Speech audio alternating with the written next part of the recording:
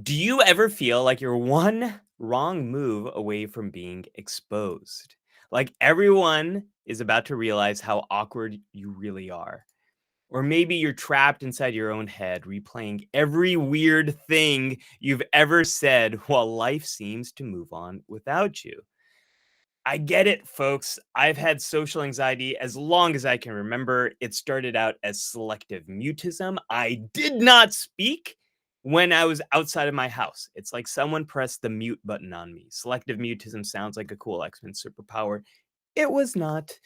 And that evolved into social anxiety.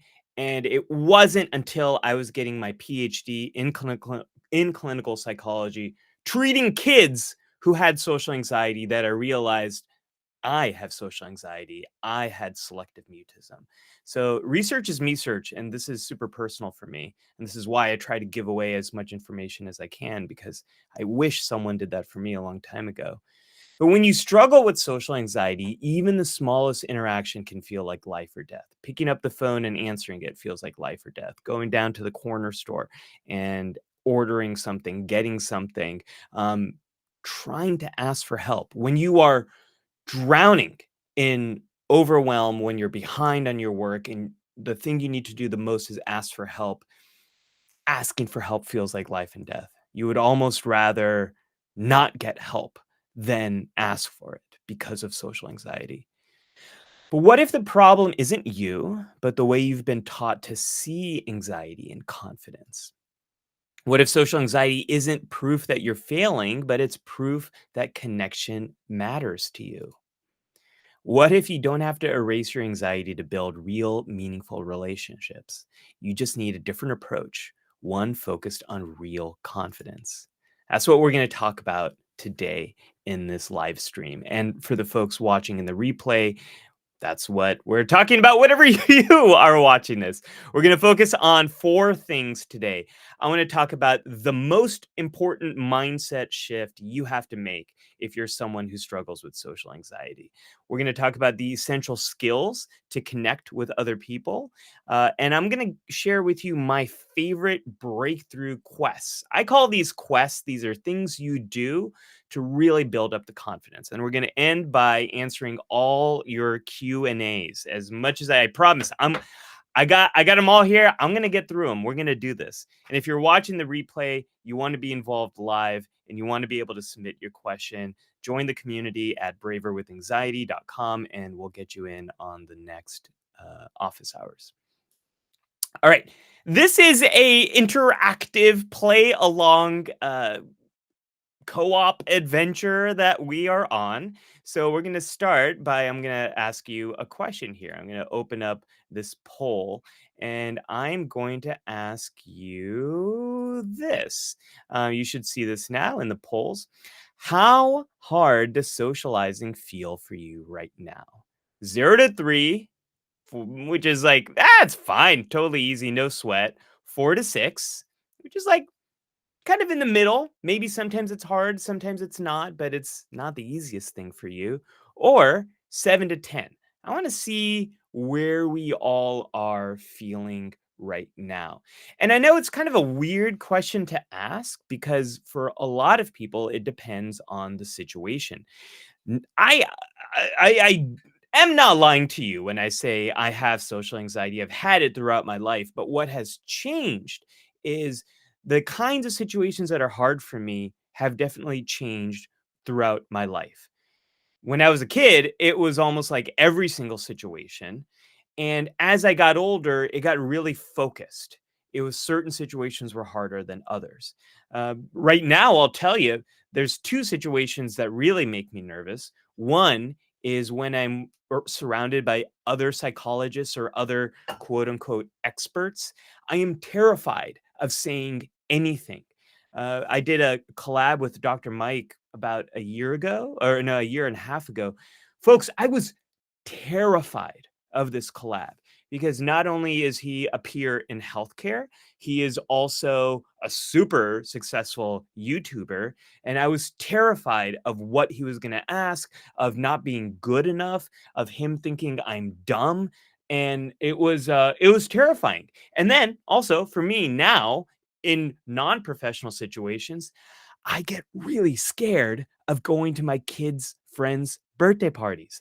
I'm so scared I'm not gonna know anyone there, and it's gonna be awkward, and it's gonna be weird, and I'm not gonna know what to say, and the other parents aren't gonna think I'm, like, cool enough, and it's all the same stuff that I used to struggle with in high school. Boom, it's back there now in whatever I'm in, midlife, whatever stuff. It's just my daughter's birthday parties or her friends' birthday parties, but it still kinda still terrifies me. So, let's check out the poll here. So where are we at? So we got a kind of interesting spread here. Hopefully you all can see this and keep responding if you haven't responded to the poll. But for the people watching on the replay, how hard does socializing feel for you right now? We've got one vote for 0 to 3, and I love you, 0 to 3 person, whoever you might be. Thank you for being here, and I'm glad right now it's not feeling that difficult for you. Maybe you also are here to kind of understand this for someone else, or maybe you're just in a good place, and whatever that might be, I'm so glad you're here. We got a lot of folks, so about 8 votes in that 4 to 6. So a lot of folks are in that middle kind of category where it's not easy, it's not hard. Maybe some situations are harder than others. And then we've got 2 votes that are more in the 7 to 10, where stuff is really feeling difficult for you right now. So thank you, folks, for sharing that. That's kind of what I expected, but it's always great to see where people are at and how people are feeling right now. I want to share a story here. This is from someone in our community who shared about his experience going through social anxiety. This is a person, let's call him James. James was. James is an IT professional, and his job is to talk to other people on the phone, in chat, in email, help them solve their problems. He also is a concert pianist, and he performs to big, large auditoriums of people, and that's kind of his life. And then for the first time in many years, he had to go to a conference in person, go on the flight. He was terrified. He shows up at the airport, and now he's meeting other colleagues, people that he usually only works online with and doesn't talk to in person. And he was terrified. This person who mostly talks to other people and performs in front of large audiences was terrified of small talk. And what he told me is, I feel like I'm just bad at being a human. I can't do this basic thing. The only word he could get out was something about the weather. And then he just was panicking, was sweating, and all he wanted to do was get to his hotel, shut the door, and just be there by himself. What he told me later, this really stuck with me and I want to share it with you all. I felt like I was being chased by a mass murderer. This feeling of I need to get to safety. I need to get out of these social situations. I am not safe here. I am being chased. I'm feeling like you're being chased by a mass murderer. Let me know if that description resonates with any of you, because it really resonates with me. And this is something I want to get at. James really felt like he was bad at being a human, like there was something wrong with him. So, second question I have for you all over here is this one. Is confidence something people are just born with?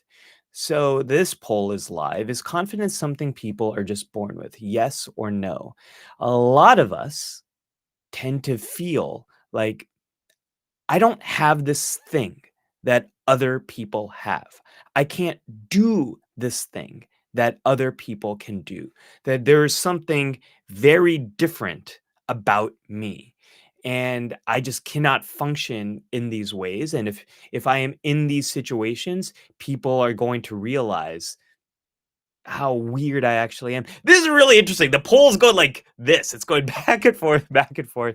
So we've got right now, no is leading with 8 votes. Yes is at 4 votes. So, but it did kind of seesaw a little bit over here. So a lot of people are feeling like, no, confidence isn't something you're just born with. And some people do have that belief that, yeah, no, actually, it's something you either have or you don't have. And I think this is y'all are gonna hate this, but this is the cliche psychologist answer. Ooh, it just kind of tipped. It's now it's a little bit more yeses over there. Um, you're gonna hate this, and I think the answer to this is yes and no. If I had to answer it, and yeah, you're probably like, "Come on, Ali, you didn't even put yes and no on there." I think for the most part, real confidence comes from real experiences that we have, for the most part.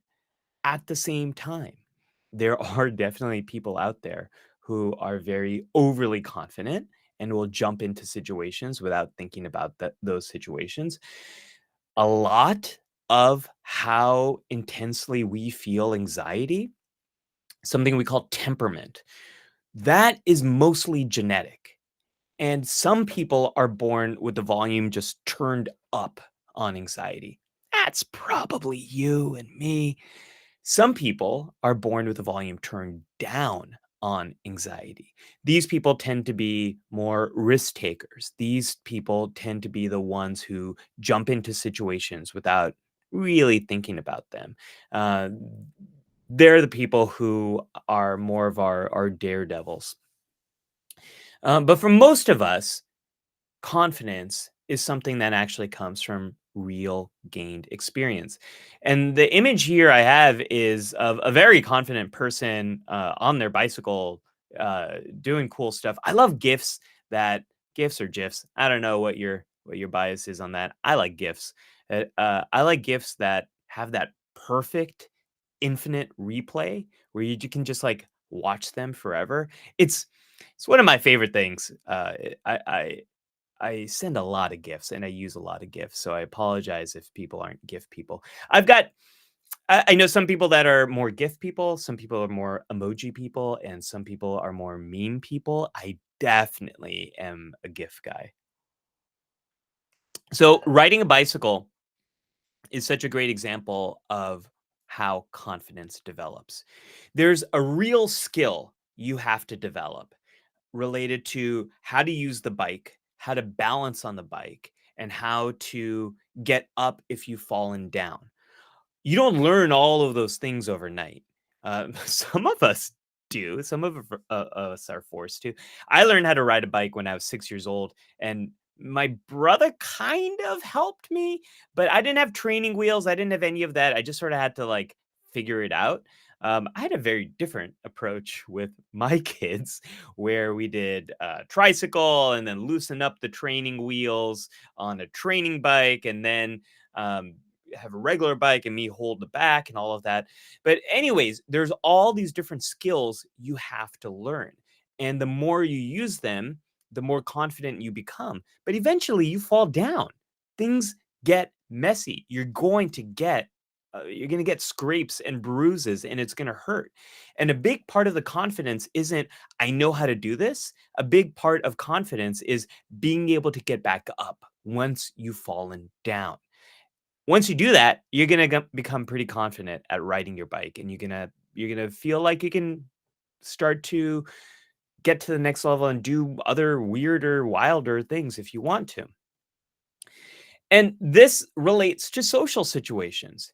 New people are scary. We are a social tribal species. I think our greatest advantage over every other animal is our ability to work together in large groups of people beyond our blood relations and have a shared belief, a shared vision, a shared story that we all rally around, because that allows us to do really big, interesting, amazing things. I think it's what's allowed our species to live on every part of this planet, and also what it allows us to leave this planet, which is like pretty amazing if you think about it.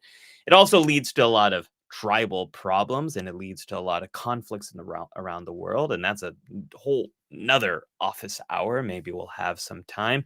I don't want to have that office hour. Probably means I should because I'm kinda anxious about talking about that stuff, but again, that's my stuff. We'll talk about that later.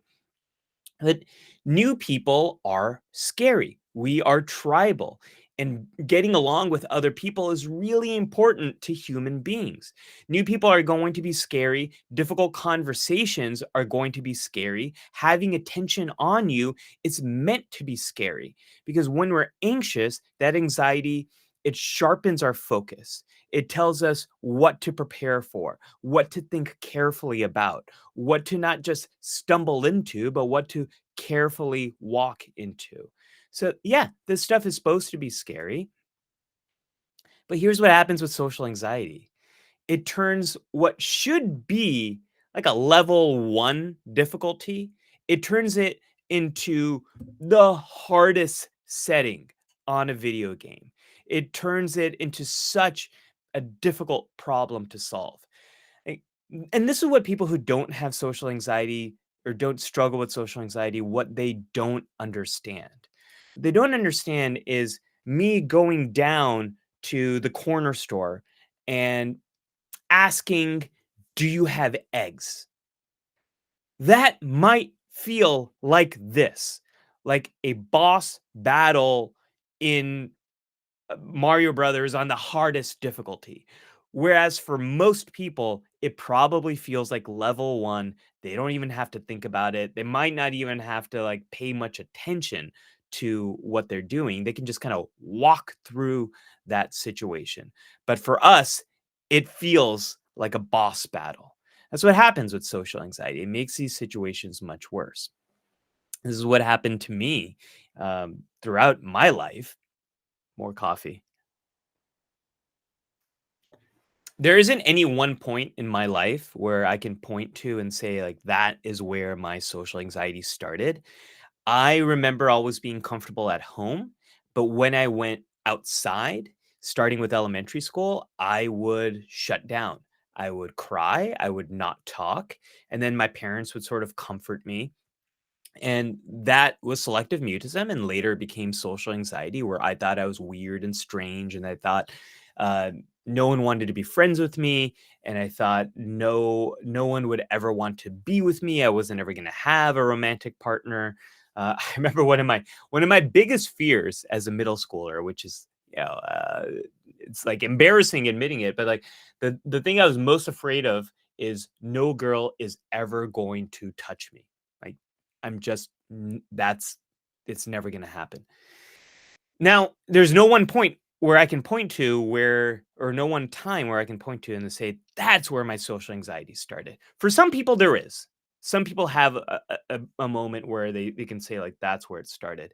But if we kind of unravel this like big old tapestry of yarn of my life, I discovered or I realized later as an adult that my mom also has social anxiety. I grew up in the 80s and 90s, and back then, there used to be a lot of traveling salespeople where they would come to your door and knock, and they'd try to sell you something.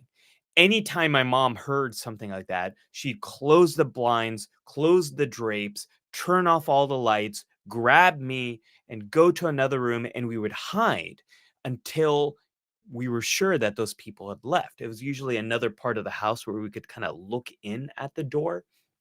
And I thought that was totally normal. And it's only later in my life that I realized that my mom also has social anxiety. My mom also is a chronic worrier. My mom also has a thunder and lightning phobia. And most people who have anxiety tend to have a few different anxiety struggles. And that's definitely my mom. And I genetically inherited this anxious temperament.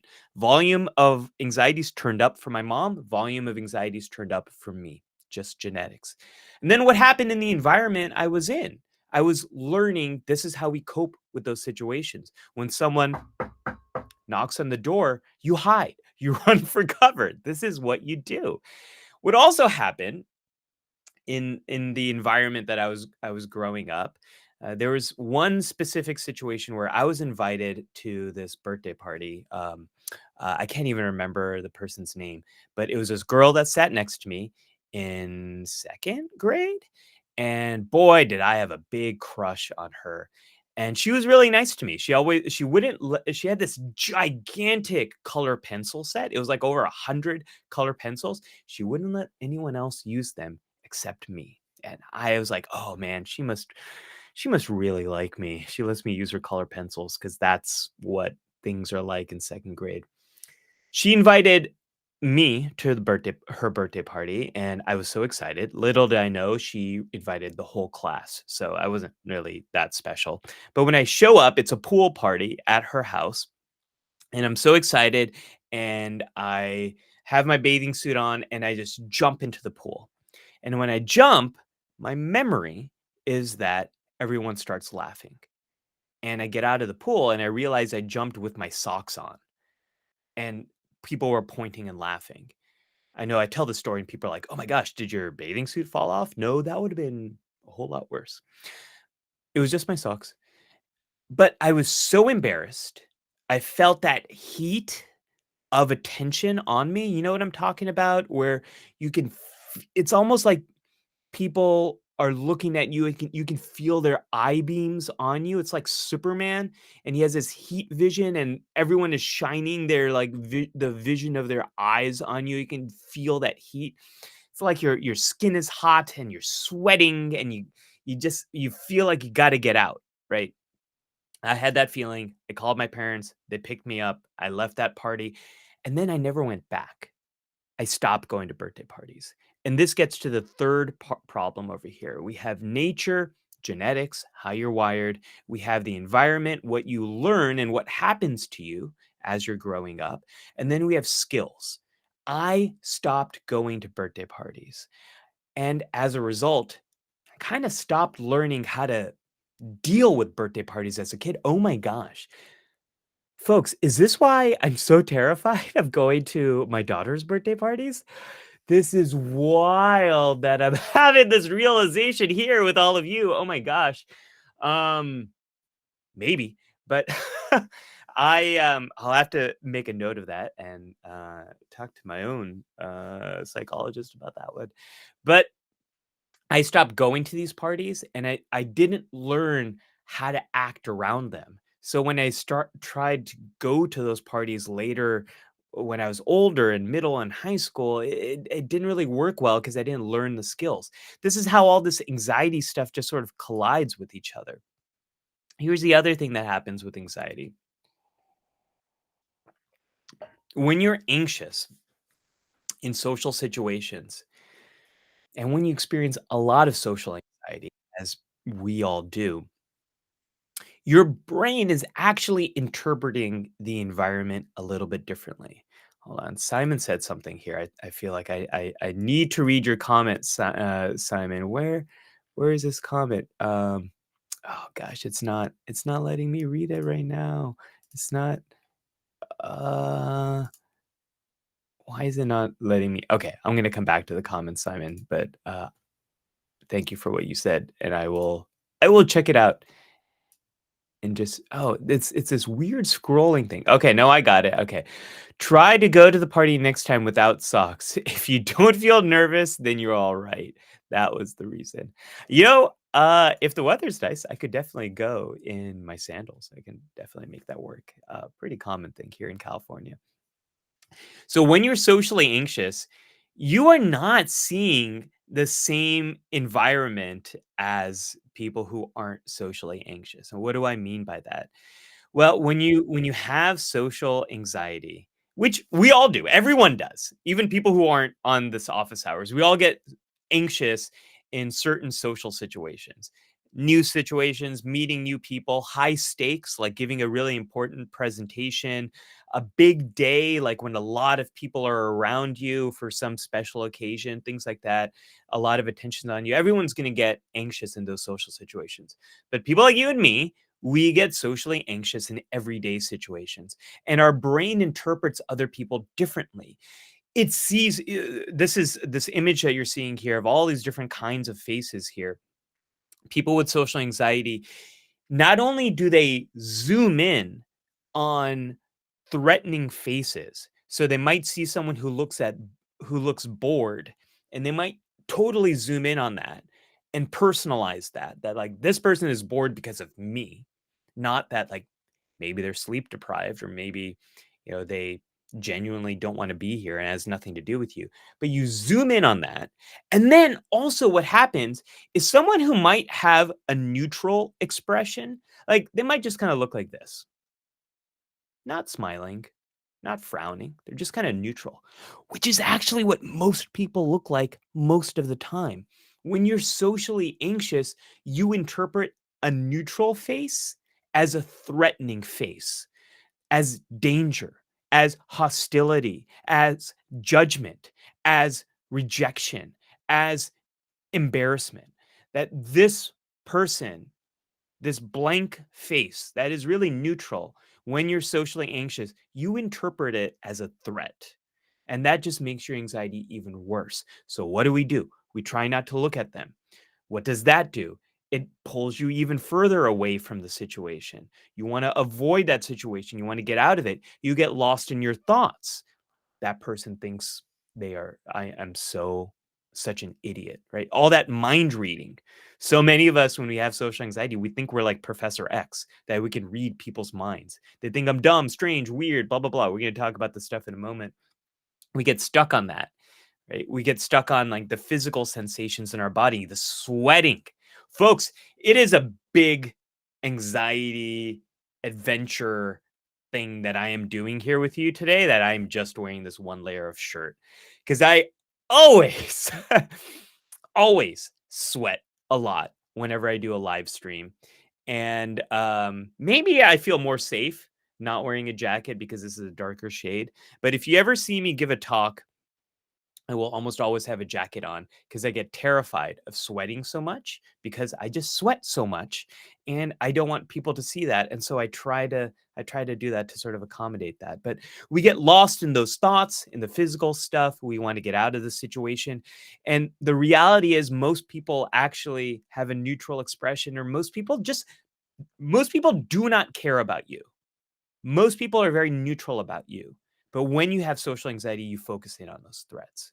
Your amygdala, the part of your brain that processes fear, it fires intensely when it sees other faces that have neutral expressions, or it zooms in on those expressions that might be actually negative.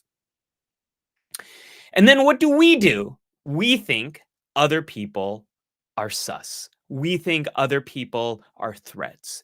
And then what do we remember? What we remember are people laughing at us. We remember rejection. That story I just shared about the swimming pool, maybe it was just one person who laughed at me. Maybe it was two people. I know someone did, those punks. I know someone did. But in my mind, what's happened is it's grown. That either the person who did that was so threatening and such a danger, or that there was more people who did that. And that's just what a socially anxious brain does. It zooms in and it sort of explodes and increases the danger that's out there. So what do? We avoid. We back away. We get out of that social situation. So let's kind of switch this around. Love the angry reactions guy. Yeah, no, I love the angry. I love that one too. Think of a confident person you know. What do they do differently? We know socially anxious people, they get lost in their heads. They get lost in the feelings.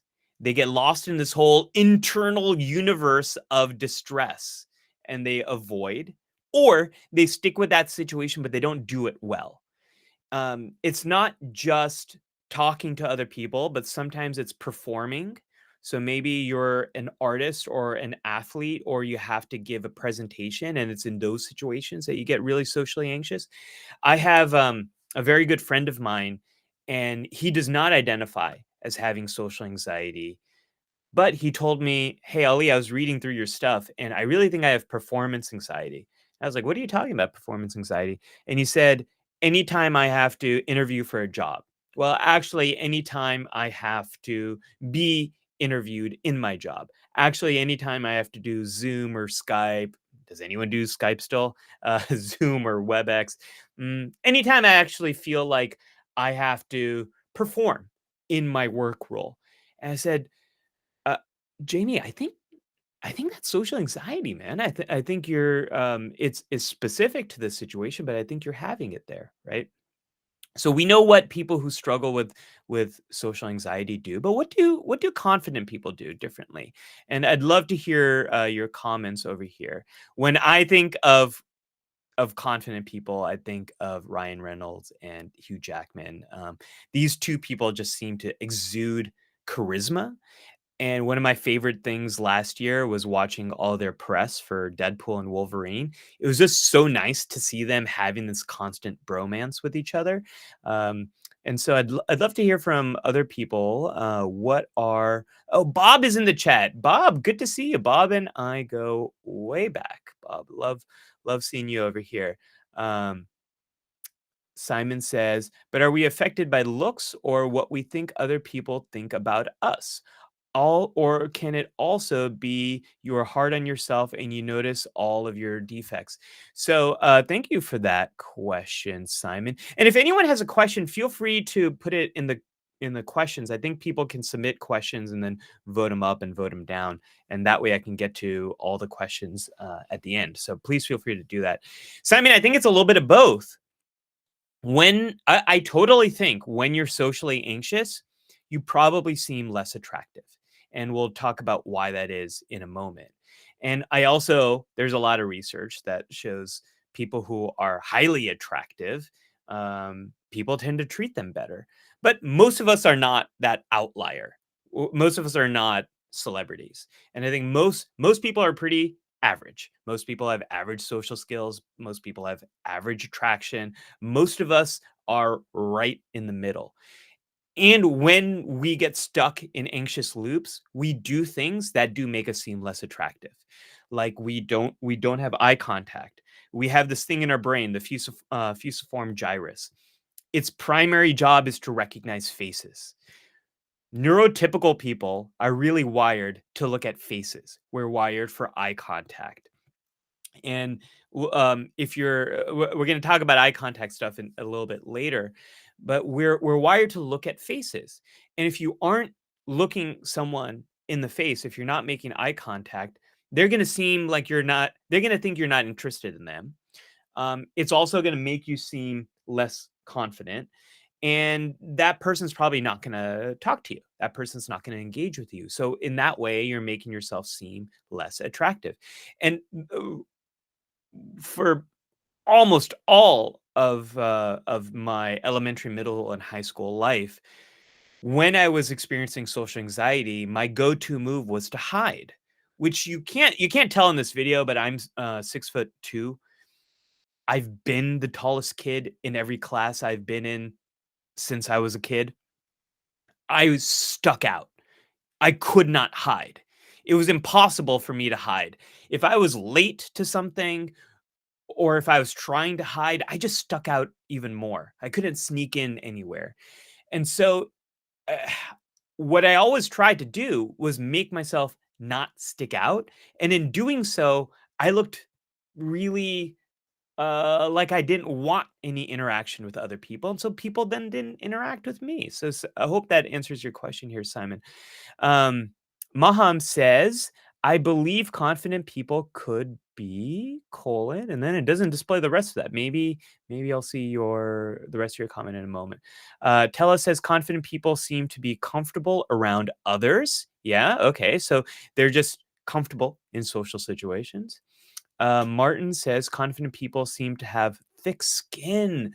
Martin, I like how you said that. So thick skin. So if people don't know what that term means, it kind of means that you can take criticism, you can take the negative stuff that comes your way, and you don't really let it sink in. You don't let it really affect you too much. So if you think of like a lot of animals that literally have thick skin, they can take a beating and not really be injured. Humans, we don't really have a lot of thick skin, literally and figuratively. I think it's a lot harder for us. So I like how you said that. Lauren says confident people tend to not think emotionally about a situation. Ooh, interesting. Lori, that's an interesting perspective. So maybe us as people who struggle with anxiety, we are so emotional about this stuff and so driven by our emotions that it does seem like people who are confident, they're more methodical, more logical, more they're just not as impulsive as people with anxiety. Maham said, "Oh, this is a rest of Maham's comment. Yay! I'm glad to hear. There could be so many reasons for confidence. One, real confidence. Two, pretending to be confident. Ooh, I want to talk about that. Not taking themselves too seriously or putting too much value on the opinions of others. Um, okay to make mistakes and learn. Gosh, I feel like Maham, everything you said, that could just be a whole office hour in itself. Folks, I'm getting to the end of my coffee here. That's making me sad. I need to brew some more. I have another mug, but this is just water. Um, all right. So I agree with a lot of what you said over here, what everyone has said. There was one thing I was gonna say. Oh, and then Simon here says, "What I notice is confident people don't think at all, and whatever my mind is busy, I also think I was confident." Okay, there's something that someone said here that I wanted to, um, pretending to be confident. Yeah, yeah, yeah, yeah. So it's funny you mentioned that, Maham, because, I have Ryan Reynolds and Hugh Jackman over here. Um, did you know that Ryan Reynolds incredibly struggles with anxiety? Here's a quote he has. "I'll be standing backstage before the curtain would open, and I would think to myself, 'I'm going to die. I'm literally going to die here. I'm just gonna be a symphony of vomit.'" And he talks a lot about how when he's doing interviews, he kind of plays a character. He pretends to be confident and it really helps him. Like he does some breathing stuff before but once the curtain opens, he has to be in front of cameras, he has to be in front of other people, he has to be interviewed. He is so physically feels uncomfortable and ill in those situations, but if he's able to play this character, that helps him. So a lot of what we see in interviews of Ryan Reynolds, this very charming, charismatic, handsome, beloved actor, beloved and probably also hated, depends on how you feel about about some of the Hollywood gossip stuff. A lot of that is him pretending to be confident. And I think there's some value to that if it helps you meet your goals, and we're gonna talk about coping in a little bit. But the reason I share this, and the reason I ask you about what confidence looks like, it is the number one goal of everyone here is to be more confident in the situations you wanna be in. Everything I hear from everyone in this community, in person, online, through emails, everything is, "I want to be more confident." The thing about confidence is the people we think are confident, we have no idea if they're struggling with anxiety because anxiety is so often an invisible problem. I know it. I know when I'm struggling with it. My wife knows it. Maybe my best friend knows it.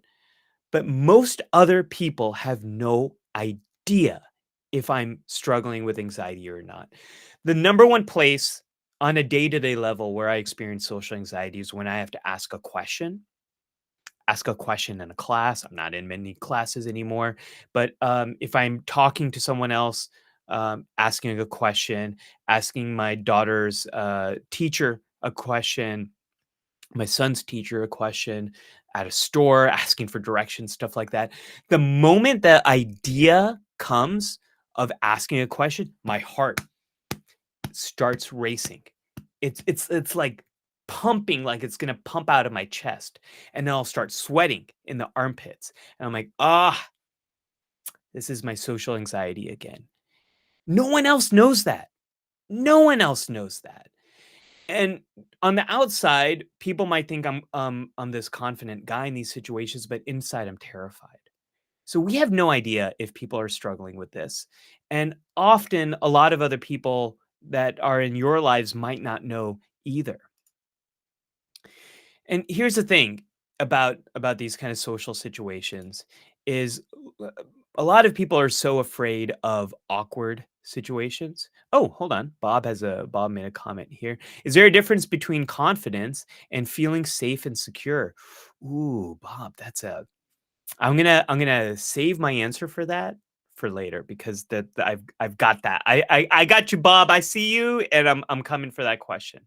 I think that's a really good question. So we want to get more confident and we want to feel less awkward, right? That is very clear from everything you all have said to me. Coffee. We want to boost confidence. We want to reduce awkwardness. We all are so terrified of the dreaded awkward silence and all that stuff. But folks, life is full of awkward situations. Meeting new people is awkward. Asking for help is awkward. This live stream is awkward. It is so weird that you can see me and I don't see you, and I have no idea where you are. And like, you might be watching this on your toilet or in an airplane or something. This is a weird, awkward situation. When I meet people from the community in real life, it is my favorite thing. And it always happens in awkward situations. I met someone, I was picking up my son from daycare, and he was so angry at me. He didn't have his nap that day. He like peed through his pants. It was early potty training. It was just a disaster, and I didn't get much sleep that day. My hair was all messed up. I wasn't really wearing a nice shirt, and I was struggling to get him into my car and into his car seat. And then I heard someone say, excuse me, are you Dr. Ali?" And I was like, "Oh my gosh, this is what always happens." I always meet people from the community in real life in like the most awkward situation. And it is my favorite thing that happens because I so rarely what I do is kind of a lonely thing. I spend most of my day in this office making stuff and interacting with people, but not really like hanging out with too many people. So when I get to see you all in real life, it's the best thing ever because then I get to learn about you and your story and like what you do. And I love that. This is why I do what I do. But it always happens in like situations that are super awkward. And that's okay. It's okay. Life is full of awkward moments, meeting new people, talking to other people, trying to form a connection where one does not exist. It's awkward. It's weird. And that doesn't mean we should shy away from it. It doesn't mean we should avoid those situations because they're awkward, because we can't. I'm so happy that that person approached me because her story was so awesome. She shared that she discovered my content when she was in high school, and now she's getting a master's in social work, which is also weird for me to think about. Like, I've been making content that long. That's weird. Uh, but she talked about how my early videos helped her to realize that mental health is a path that she wants to go down. I remember that conversation, one of my favorite conversations, and it came out of an incredibly awkward moment. And that's life. Life is full of these awkward moments. But when we struggle with social anxiety, those awkward moments look like this. They feel like this. They feel like this massive, terrible obstacle that we can't navigate around, and it feels like life and death. So here's the first little exercise I want to give you all. It's really easy when you struggle with anxiety to think of it as an enemy, think of it as a villain, think of it as this thing you want to defeat. The number one thing, the number one goal that people tell me, I want to get rid of it. I want to stop my anxiety. I want to overcome it. I want it to go away. And then what I immediately say is, I wish I could do that, but I can't. And actually, if I could take anxiety out of you, you would be in big trouble. Number one, you wouldn't be able to pick up on real threats in the environment. Number two, you wouldn't be able to be prepared and motivated for the important stuff that comes up. You'd probably be late to work, late to school. You wouldn't get your stuff done. You wouldn't have the motivation and that sharpened focus when you need to be a little scared. And number two, it is exactly the wrong approach when you have anxiety, when you experience more anxiety than most people. Research after research, experiment after experiment has shown that when we change our relationship with anxiety, instead of treating it like something we need to eliminate and suppress and avoid, and when we treat it as something that just sort of is, we're able to go farther, do more. This is what I mean by being braver with anxiety. We can do more when we take our anxiety with us, when we're not trying to suppress it. So there was a great experiment done in the late 90s where these researchers exposed people to greater levels of oxygen in an environment, which can actually trigger a panic attack. So you change oxygen CO2 balance in a room, you can trigger panic sensations. And they gave one group of people the instructions to, the moment you feel uncomfortable, suppress those feelings, suppress your fear, suppress those thoughts, suppress those sensations, try to get rid of them. They gave another group of people instructions to just experience the stuff as it comes. Don't try to fight it, just sort of be with it. And they gave another group instructions to just do whatever you'd normally do. The group that was trying to suppress their feelings experienced more anxiety, more panic, more discomfort. The people who just sort of let the feelings be did the best. And they were the ones that were like, yeah, I could do this again. This is okay. I didn't like it, but I can be in this situation. So, what's going on here? When you try to suppress your anxiety, your attention goes back inside.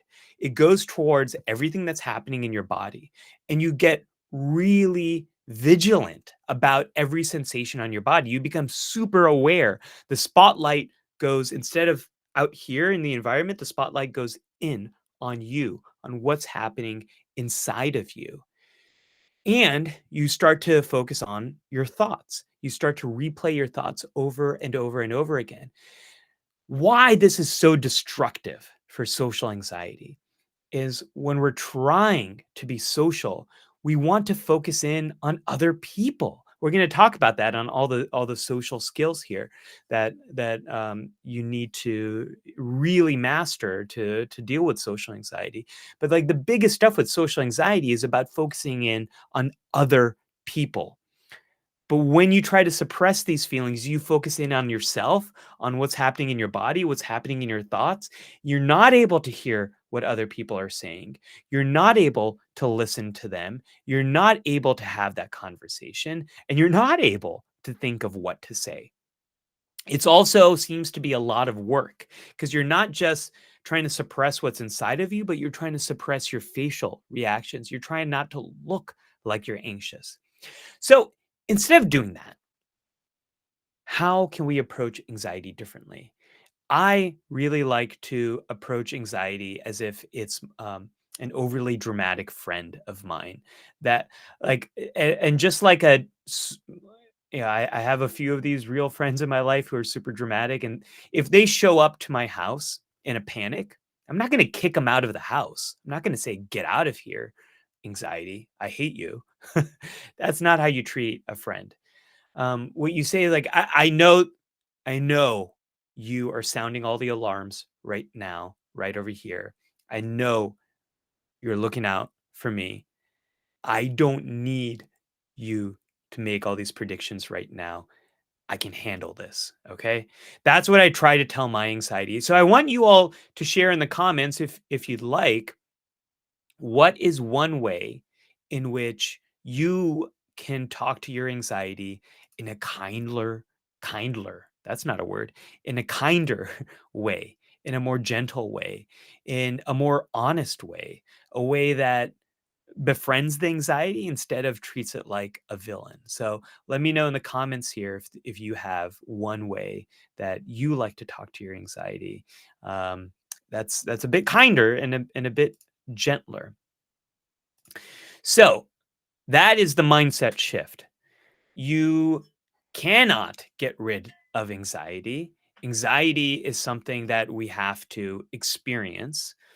Awkward situations are the price we have to pay to live in a social world.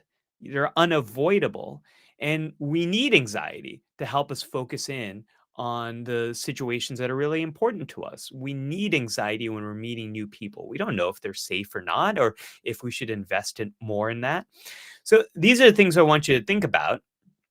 Let me see if anyone has does anyone have a way that they wanna talk to their anxiety? Let me know in the comments if you do or not. Um, if I have something inducing anxiety, this is from S. If I have something inducing anxiety, I try to tell myself that it'll be over soon. So that can be super helpful. Something that some of my patients like to tell themselves is, um, no feeling lasts forever. Now, I know depression is a different thing and moods are a different thing, but anxiety goes up and it goes down, just like joy goes up and goes down, just like excitement goes up and down, just like anger goes up and down, right? It doesn't stay there forever. So if that's something that's helpful for you, I think that's a great way. That's a great way to say it. Maham says accepting anxiety is natural and being honest about it, meaning if you are feeling anxious, there is no harm in expressing it. Take a minute to yourself to calm yourself down. I feel more we hype something, the bigger it becomes. Yeah, that's a really good point. So a lot of how we talk to ourselves about what we're feeling can change the way we're feeling it. Like, if I one of the best things I did for my social anxiety when I get that racing heart sweating and I'm like, oh my God, what's going on? What's going on? Why am I? Oh no, people are going to see. I just shifted how I talk to myself. And now I say, oh, my heart is racing. I'm sweating. This means I'm anxious. This probably means this is a really important question for me to ask. And that shift has really helped. And what I also tell myself is the moment I start asking the question, racing heart calms down. That's what tends to happen. That might not happen for you. It might be different. I know a lot of people, their anxiety continues to spike afterwards, and we're going to talk about that when we get to the Q&A. But if you are someone like me, where your anxiety changes as you start doing that thing, tell yourself that because it might actually help you. I always tell myself that. I say, Ali, ask the question, and in the first few breaths of what you're going to say, your heart will start to beat less. Like my heart beating peaks those few seconds right before I start talking. That's always been the case for me. And it's really helpful for me to say that. If in case people are wondering, I got BTS on here because I just feel like they're like my confidence heroes. I'd love to just have their confidence. They seem so cool. All right. So this is the vibe check. Let's kind of check in where we go. Folks, this is what always happens to me. I thought I would be done with the stuff I want to say and get into the Q&A half an hour ago, and here I am an hour into it. So if you are someone who needs to check out at the 1 hour mark, feel free to. I'm going to make this recording available for everyone else. But if you want to keep riding this wave of social anxiety goodness, stick around. I'm going to keep going.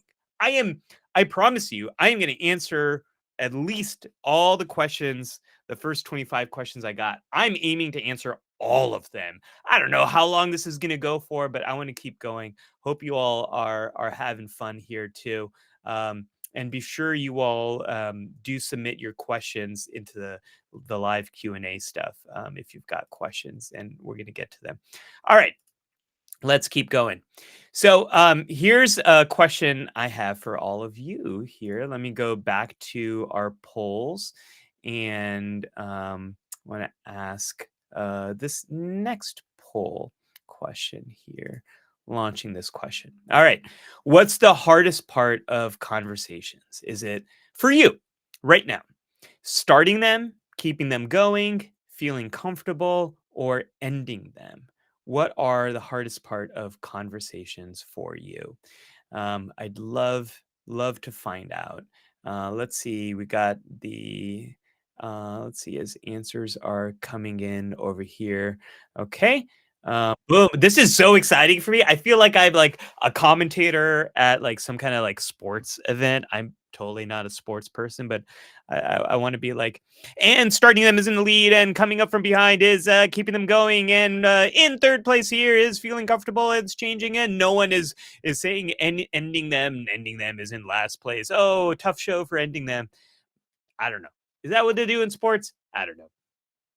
This is also a point of social anxiety for me about going to those birthday parties I talked about before. I'm so anxious that people there are going to be like, some of the parents are going to be like only into sports, and I'll have nothing to talk about with them. Um, I went to a birthday party for my daughter's friend in December, and I had a tiny little Star Trek pin on my jacket, and I was so happy I did because there was another Star Trek fan there, and he saw my pin. He's like, "Oh, you're into Star Trek," and that started this whole conversation and made me so happy. Oh, that was great. Okay, let's see where the votes are at. So right now we've kind of have a little bit of a tie between keeping them going and feeling comfortable.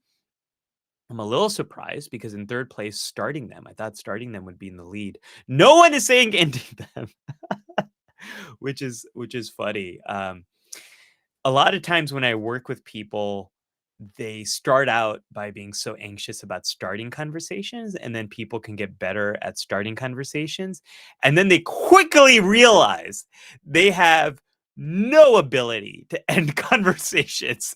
And a lot of people who are getting help for social anxiety, they kind of get to this place where they get started conversations and now they just don't know how to get out of them. Then they feel stuck in them. And then people always go, Dr. Ali, how do I get out of them? So keeping them going seems to be, oh, S says, I wanted to vote for all of these. Um, Bob says, my social battery has run down. Gotta go. That's okay, Bob. It was great to see you here. And then I got another comment here from Fix.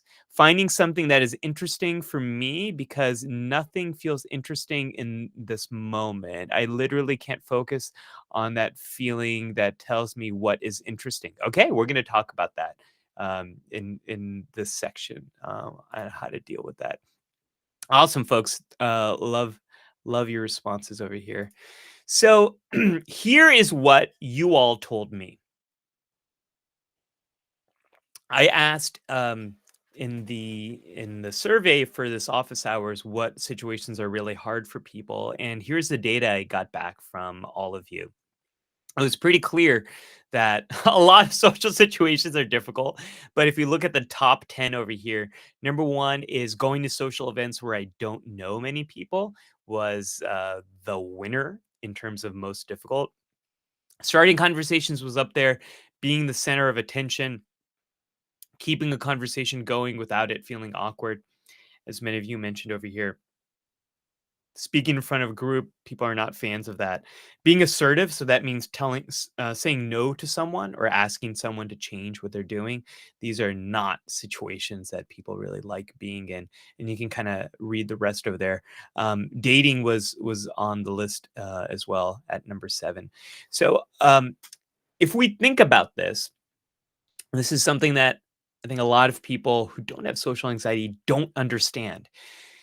If you look at this list of situations that are hard, these our days are full of these kinds of situations. It is the day is just about half done here in Northern California. And today I had to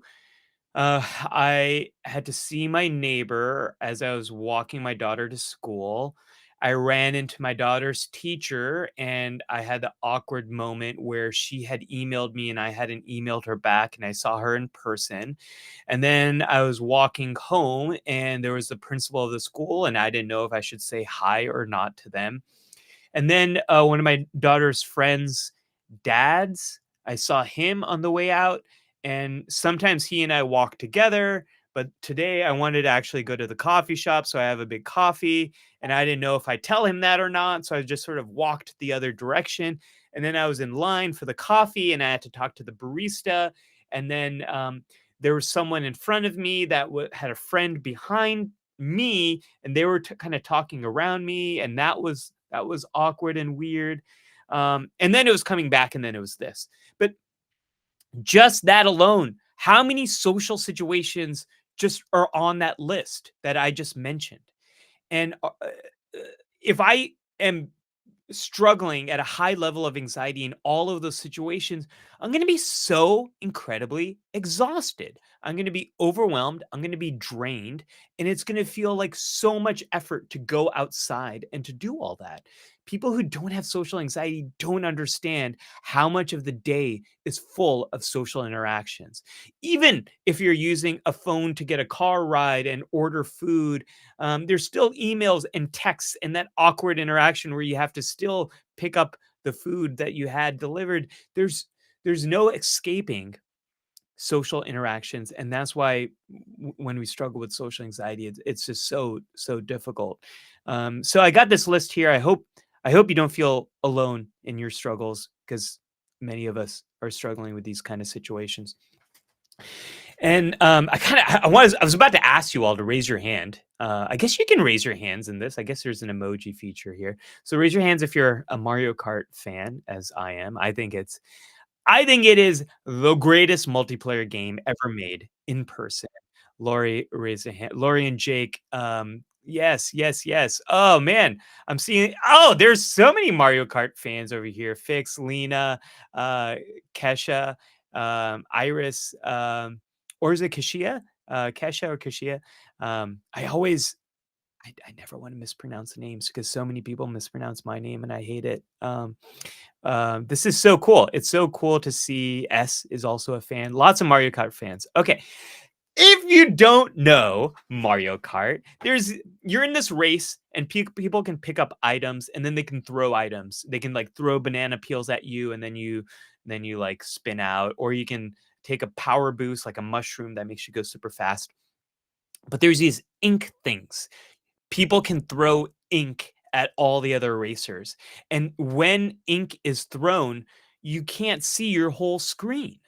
And so the only way that you can continue in that race and not fall off or not lose your first, second, third place, whatever it might be, you have to look around the ink. And navigating social anxiety is a lot like this. The anxiety we feel is the ink that's thrown at our screen. And what most of us do is we keep staring at the ink. We keep staring at the anxious thoughts, the anxious sensations, how much we want to get out.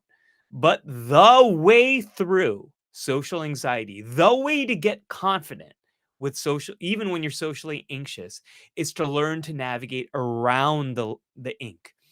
It's all an attention game. Navigating social anxiety, becoming more confident with it, it's all about focusing your attention.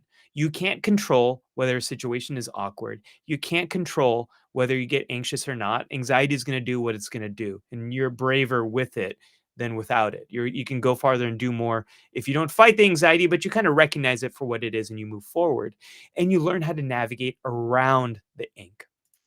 So that's when I talk about here.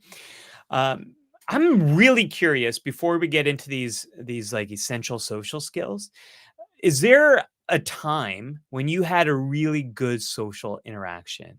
And I'm wondering what made it feel good. I'd love to hear in the comments if anyone here had a really good social interaction, something that kind of sticks out in your mind as a great social interaction and what made it really good. And while you all might be thinking about that, I want to share an example from my own life. What what really sticks out for me is, a few weeks ago, I was driving to pick up my kids. I know so many stories revolve around my kids, but folks, I'm a pretty boring middle-aged guy. I have 2 kids, and I make content, and that's probably the most exciting thing I do, but the rest of my life is pretty boring. I'm kind of a boring dad. But I was going to pick up my daughter, and, I had somehow I was taking the garbage bins in from the garbage pickup day, and I got hot doing that, and so I took off my jacket and I put it on top of the car, and then I drove off, and I didn't realize the jacket was on the top of my car. But I was driving for a few blocks, and eventually it fell off, and I had no idea. And I kept driving, and then someone drove up next to me in this big truck, and I was actually kind of scared because they were honking their horn, and they were knocking on their window, and I could kind of hear it, and I was super anxious. I thought maybe I cut them off, or maybe I did something wrong. I'm thinking, oh my gosh, like what happened? What's gonna happen? What's gonna happen? And the guy said, saying like, roll down your window, and I rolled down my window, and the person said, "Hey, you there was a jacket on top of your car like 10 blocks back and it fell off and I just wanted you to know." And it was such a kind thing that this person did. He said, "Yeah, I've seen it and I followed you. I've been following you because I wanted to be able to tell you." It was such a kind gesture that this person did, that he was thinking about me and literally went out of his way to tell me that.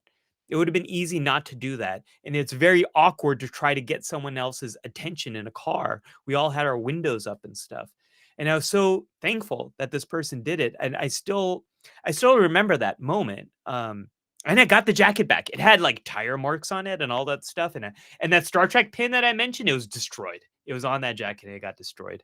But, I got the jacket back, I was able to clean it, and it's totally, totally fine.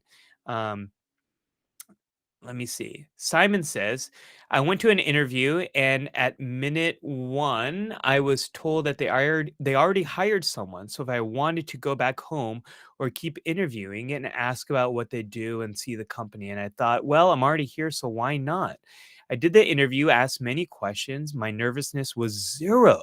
Oh, interesting. Probably because there's no stakes there. And the next day they called me and told me, "You are hired." What? We made space for you. Oh my gosh. Simon, how cool. How cool is that? And what a cool story to share with all of us. It's cool that they gave you the option. And I love that you embraced the awkwardness of that situation. That you're like, this could be weird, but yeah, I guess I'll stay with it. It's good practice for me. And that plummeted your anxiety, and as a result, you probably did some of the best work you've ever done in an interview. I love that story. That is so cool.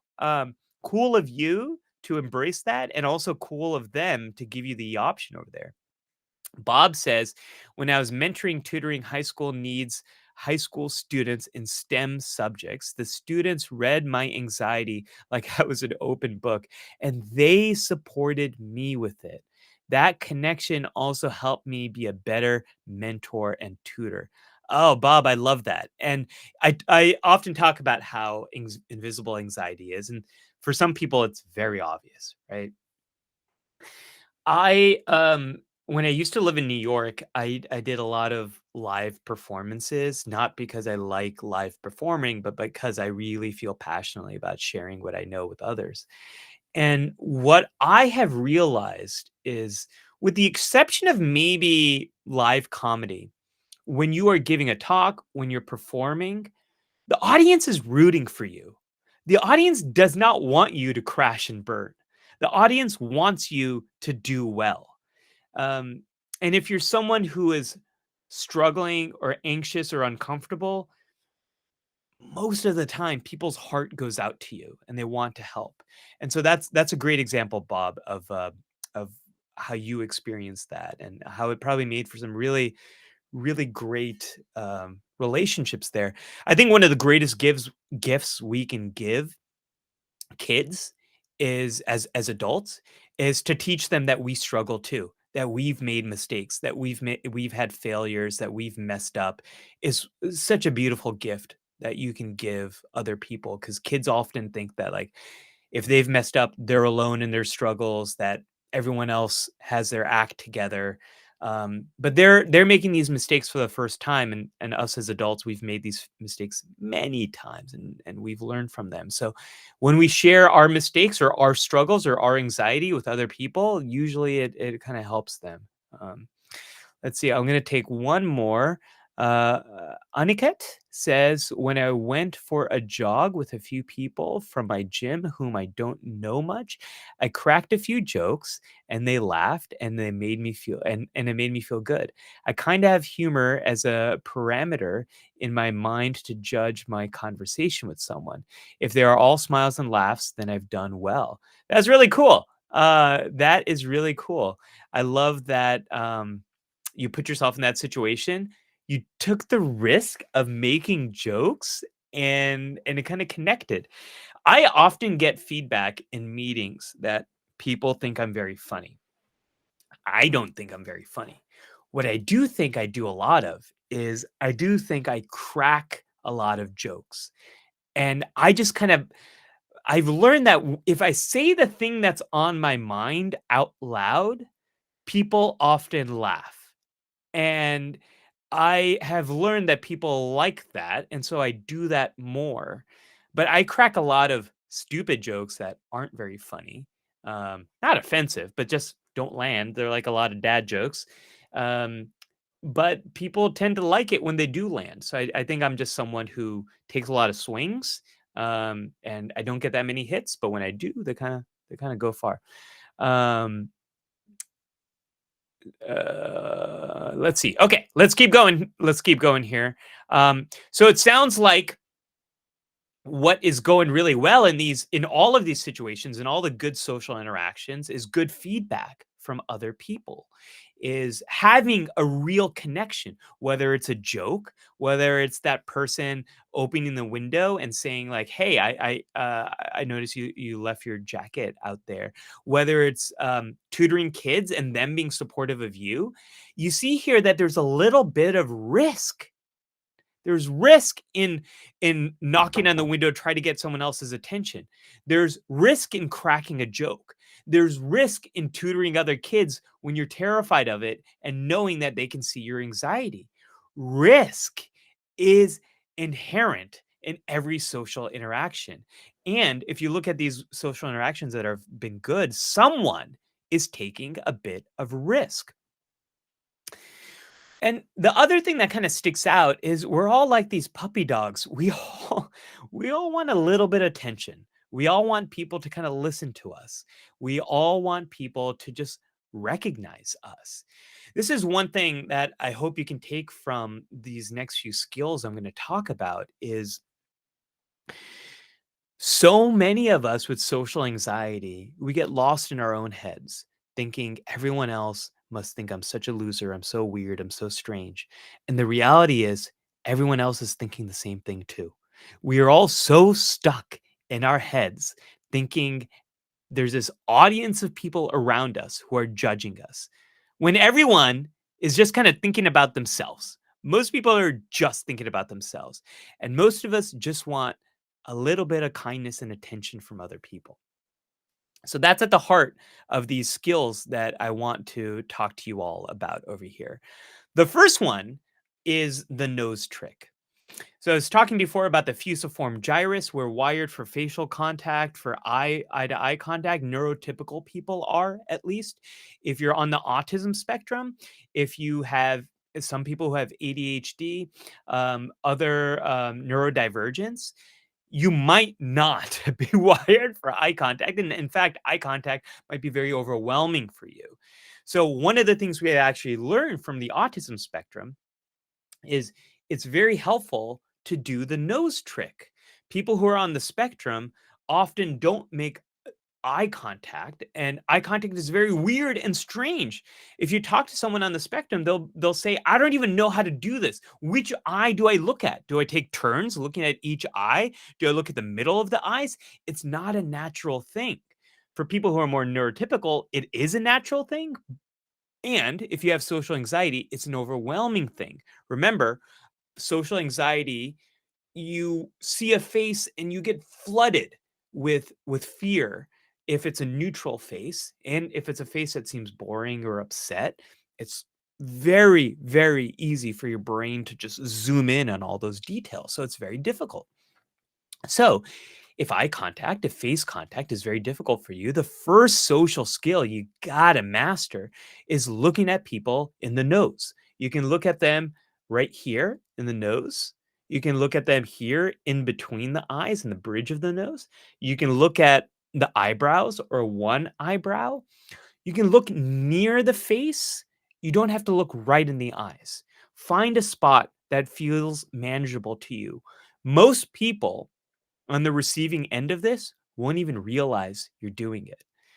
What they will see is, instead of like this, you know, can you imagine if I did the whole stream like this, where I'm still talking the normal way I'm talking, but I'm just not looking at you? Like, how strange does this feel? It feels very strange to me. Like, I can tell you my anxiety has just spiked because, like, in my mind, I'm like, I don't know if people are leaving right now, if they're stopped watching. I don't know if there's comments coming in. I don't know if it's still playing, if I've lost a connection, right? I don't have all the information I need to make this social situation work. And on your end, you're probably like, this is weird. He's not even looking at me. Um, but the moment I come back, it feels more real, right? The moment I'm looking at you again, it feels like a normal situation. And I feel a bit more comfortable seeing all this stuff here and knowing that it's working. So it's not going to feel comfortable for you at first. Give it some time, give it some practice, use the nose trick. Don't look someone in the eyes if it's uncomfortable for you. S says, I never know when to break or resume eye contact. I sometimes feel like I lose the ability to think when I'm making eye contact. This comes up too, S. This is a big one. So, like, how much eye contact do I look? Do I look away? Do I look? Do I look away? Do I do it every few seconds? It's super easy to get lost in all of this. And here, what I recommend is, you got to find what works for you. So if you're someone where it helps to count and look for a little bit, do that until you can kind of get lost in the conversation. If you're someone who you want to look away while you're talking so that you can really focus on saying the things you want to say, and then when you finish talking, you look at the person, that can work too. Find a way that works for you so that you don't get too lost in thinking about it. And that just takes trial and error. And I get you, Wes, a lot of people have this struggle as well. I get this anytime I'm giving a talk, giving a lecture, giving a presentation, talking to a group of people. I definitely get this. It's like a it's one of those weird, awkward social things. Use your surroundings. I'm I'm really getting sad. I have like 2 sips of this coffee left. I don't want it to end. But you all are great. I don't need coffee because this chat is amazing. Everyone here is awesome, and I love you all for being here, and I love you all for staying. This is going to be the longest live stream I've ever done, and I am so excited about it. Of course, social anxiety would be the longest live stream I ever do. Research is me search, and I have social anxiety. I love social anxiety. I love socially anxious people. You all are my peeps. I am your peep. I am here for you. Let's keep this social anxiety party going. What an exciting social anxiety party. No music, no dancing, um, just text-based interaction. That's what we got. Sounds about right, folks? So use your surroundings. Um, the thing that you have in common with every other person in the world when you see each other in person or online, like we are right now, you're in the same place at the same time.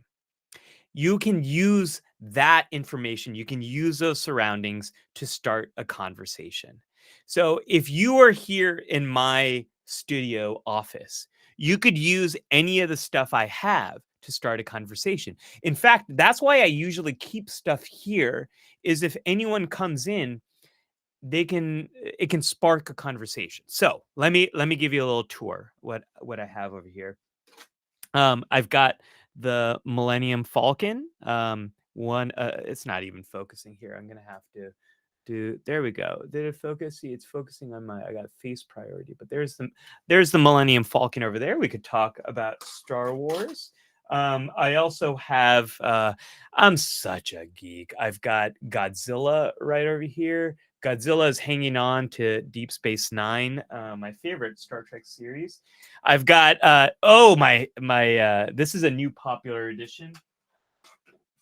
I've got The Gates to Jurassic Park right over here, my favorite movie of all time, Jurassic Park. I promise I have non-sci-fi stuff here too. I've got a bunch of books. I've got some plants. Spoilers, those are fake plants. If you watch my videos, they never grow because I kill every plant I have. I'm not a plant murderer. I don't set out to kill plants, but I'm very negligent with my planting stuff. Um, so you can use surroundings. Now, how does this apply to your life? If you're at a bus stop, you and the other person are at a bus stop, you have that in common. You're both trying to get from one place to another. You're both waiting for the bus. You got the weather. You have the whole environment around you. If something happens in front of you, you both have that in common. If you're at some kind of networking event, if you're at a class, if you're in some kind of meeting, you all have that in common. It's the same time of day, same place, same focus. If you're in a live stream, you have that as well. All of you have social anxiety in common with each other in some way. Either you experience it or you care about someone who has it. That's a shared point of conversation. So use your surroundings, use that thing. And then the way you want to do that is have an open question, not a closed question. A closed question is like, what's your favorite color? My daughter loves asking that question to new people. And I'm like, no one really cares. She'll ask adults, like kids might care. Adults don't care. What's your favorite color is a closed question because it kind of only like, what are you going to say? Green. It doesn't really give you a lot to go on. And it introduces a lot of what's called cognitive load because people have to think about what is the specific answer to that. Because if you ask someone, what's your favorite color? They might have to think like, wait, do I have a favorite color? What would it be? Like, is is rainbow a color? Can I say rainbow? No, I guess not. Well, I used to like green. I don't like green anymore. The vibe is gone, right? But if you ask someone like, oh, so what do you like to do for fun?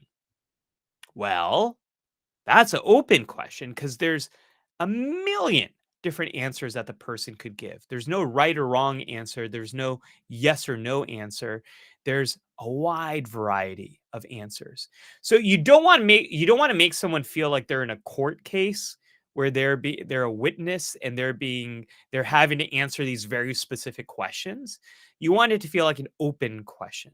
Like if you're at the bus stop, oh, so where are you headed to today? Or how long it's like, wow, can you believe this weather we're having? Like, I know that might sound like a closed question, could be like, yeah, but yeah, and there's a spectrum to this. It's not yes or no. It's closed or open, but you want to lean more towards the open side. Questions that have a wide variety of responses, as opposed to questions that only have a very narrow response. And then my favorite skill of all is yes and. Oh, we got some cool comments coming in. Bob, I'm so happy you're still here. I thought you had to go. Your social battery was getting low. I'm glad it's recharged. Glad to hear that. Um, let's see here. So Bob, you say Monty Python, Search for the Holy Grail, The Bridge Keeper, and Galahad. What's your favorite color? Galahad got it wrong. I have not seen that movie since I was a kid. I need to revisit it, Bob. I will have to look up that scene. Feel free to share that scene in the chat here if you and then we can all kind of check it out. Aniket says, if I ask open questions to someone and they talk quite well, I just end up replying something very short and generic and hence fail to follow through. Well, then yes and is a great skill for you, Aniket. Here's what yes and is. It is a fantastic social skill from improv where it's basically you are listening to what the other person is doing and then you build on that. It's about following the conversation where it goes, not trying to change it, and it's really a big listening skill. And I know, I know you all are so concerned about what should I say? How do I keep the conversation going? And folks, this is the skill to master to keep the conversation going. It's not about finding what to say, but it's about listening better. It's not about talking better, it's about listening better. That is the entire game of good conversations, especially becoming more confident when you have social anxiety. If someone talks to you about, if you ask someone an open question like, "Oh, um, how was your weekend?" And they say, "Oh, it's pretty good. I went rock climbing." And you know nothing about rock climbing. I don't know nothing. I don't know anything about rock climbing. That's why I use this as an example. You can yes and that. It's not like an improv where you're like, "Yes, and rock climbing is amazing." But take the spirit of it. Like, "Oh, rock climbing." That's the yes part. I don't really know much about rock climbing. Where'd you go and what do you do with rock climbing? I know for a fact someone who likes rock climbing did that on their weekend. And if you ask them, what is rock climbing like? Where do you go? What do you do? They could probably spend an hour talking about rock climbing. So, yes, and means you listen to the other person, you follow where that conversation goes, and you build on it. Folks, when I'm socially anxious, when I don't know what to say, all I do is I listen better and I ask people to share more about what they're going through. And usually I'll work through my anxiety and I'll genuinely have some curiosity about what they're saying. You don't have to know anything about what the other person is talking about to have a good conversation. You can be more curious. You can ask great questions. You can just be a good listener. This has always worked for me in parties, in the most awkward social situations I've ever been in. If I ever don't know what to say, I just listen better and things work. Because eventually, the more you talk, the more you can find some point of common interest, and then the conversation will really take off. So, yes, and is the skill I think everyone with social anxiety really, really needs to master. Thank you, Bob, for sharing that Monty Python scene. I'm looking forward to watching that after this chat. All right, let's keep going here. So, challenge for you all, this next little quest I want you to go on this week. I want you to pick one. Pick one of these skills that you are going to practice. It can be the nose trick, looking here, looking here. It can be using your surroundings and think of someone that you want to talk to a little bit more. And how can you use that same place, same time that you're in to work on your social anxiety? Asking open questions and then yes, and. So figure out, where are you on this journey with social anxiety? What's the skill that you need to work on right now? Don't try to do all of them at once unless you're like super ambitious. That's totally okay just to work on one of these and just to practice one of these. And that's going to help you with some of your goals here. All right. I promised earlier, I can't remember if it was Bob or S or Simon. I promised someone I would answer their question later, and this is the time to answer it. I love this. I love this GIF from Arrested Development where he says, "When I'm in social situations, I always hold on to this glass with my hand. It makes me feel comfortable, and I don't have to like shake hands." It's so that's a coping skill. Coping skills are things that a good coping skill is something that helps you be in the kind of situations you want to be in and focus on other people and not get lost on the inside. So, for a good coping skill, like this could be a great coping skill if holding a glass of water makes you feel more comfortable, that's great.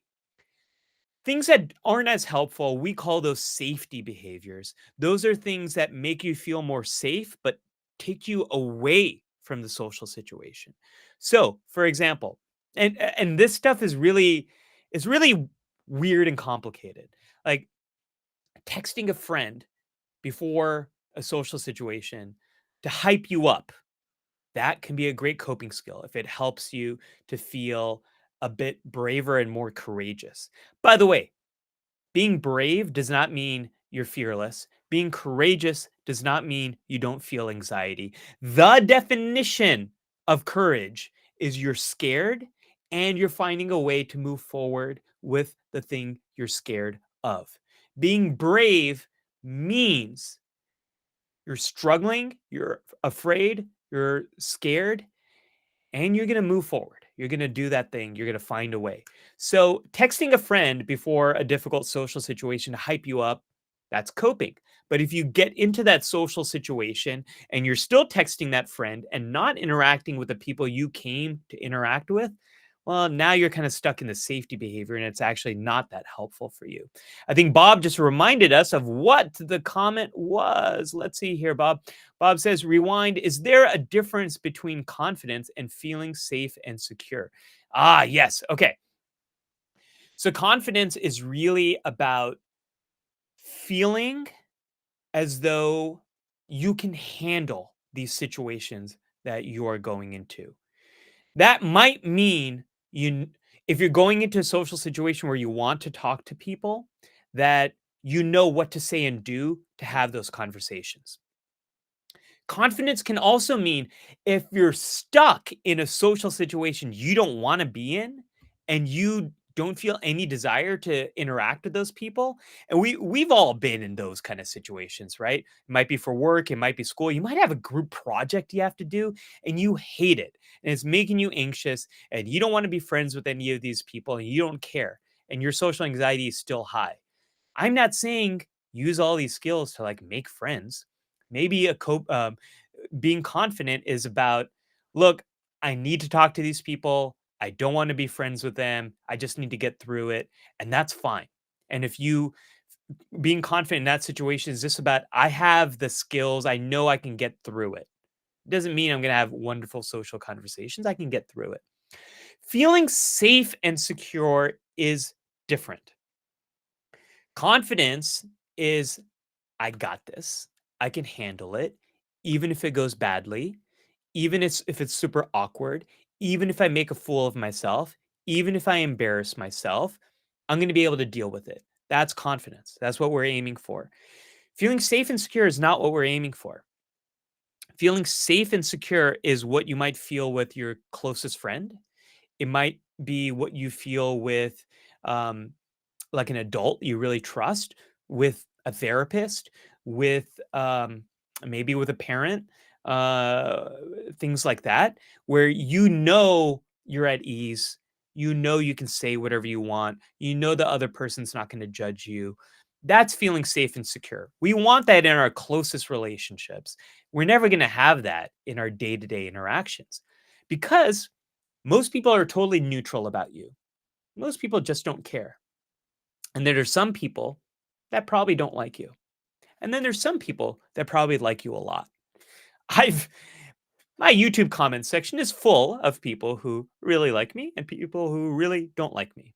That's the nasty thing about YouTube. It kind of brings all that stuff to light. And that's okay. I'm not for everyone. You're not for everyone. You're not going to feel safe and secure around everyone. That's okay. What we want is we want you to gain confidence that you can handle these situations.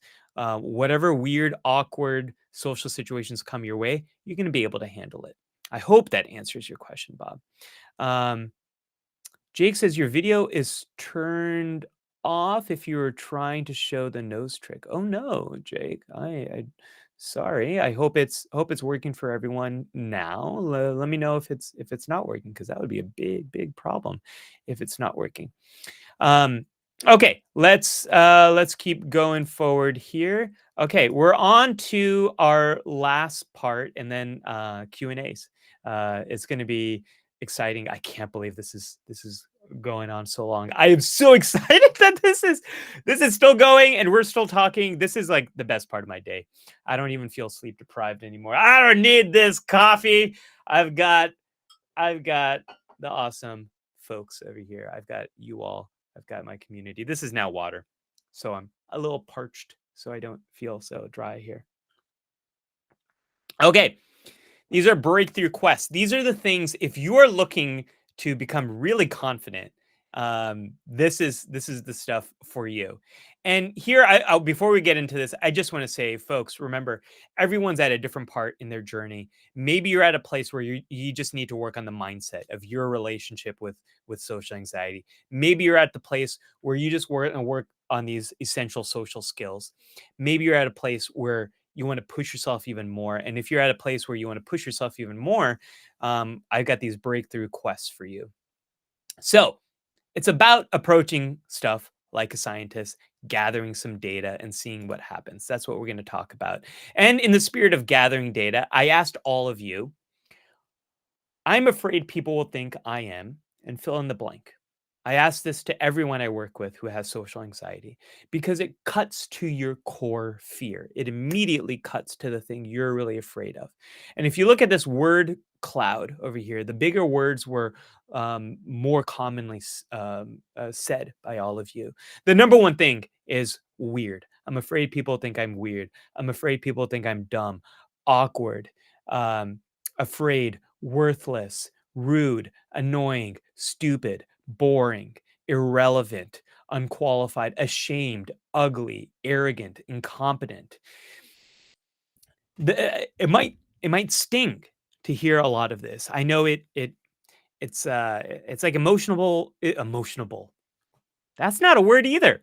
It's emotional for me to read this list because it's like looking into a mirror of my mind, of fears that have run through my mind and continue to run through my mind. You know what I was afraid of? Like sitting here before this live stream, I was like, no one's gonna show up. No one's gonna show up. People think I'm dumb. People are going to be like, why would I show up to this? Even though like so many of you sent data, uh, were messaged me that they're excited to come. I still was afraid that no one was going to show up because I thought people would think I'm dumb and I have nothing to offer. That's how social anxiety works. These are the things we so believe about ourselves when we have social anxiety, when we've had a lifetime of experiences of struggling interacting with other people, of seeing so much threat in the faces of other people, of avoiding of never learning the skills of how to deal with some of these situations. Right? This is something we all sort of go through. And so this is what keeps us trapped. We think we're weird, dumb, strange, ugly, stupid, unlovable, arrogant, irrelevant, all that sort of stuff.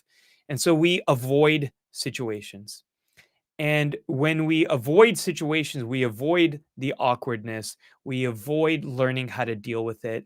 And what we think, you're probably wondering, why is there a Jurassic Park here? Well, as I pointed to before, it is my favorite movie of all time. And what so much of us, so many of us with social anxiety, what we want is we want seamless, comfortable social situations. We want to be comfortable. We want to be at ease. We want a social conversation to flow. We want it to be easy. But no social situation is like that unless you're with a lifelong friend. But even then, my best friend, his name is Lowen. Um, I when I haven't seen him in a while, it's awkward. It's weird. Or if one of us is late, it's awkward or it's weird. The other day, I got really anxious because I texted him and he didn't text me back for a very long time. And I thought, what's wrong? And then he finally texted, but didn't say anything about why it took so long to text. And then when I saw him in person, I eventually asked him, I'm like, hey, what happened with that? Um, and he's like, "Oh, I got into a big fight with my wife, and I just forgot to respond. I'm sorry." And I was like, "Oh, that makes me feel so much better.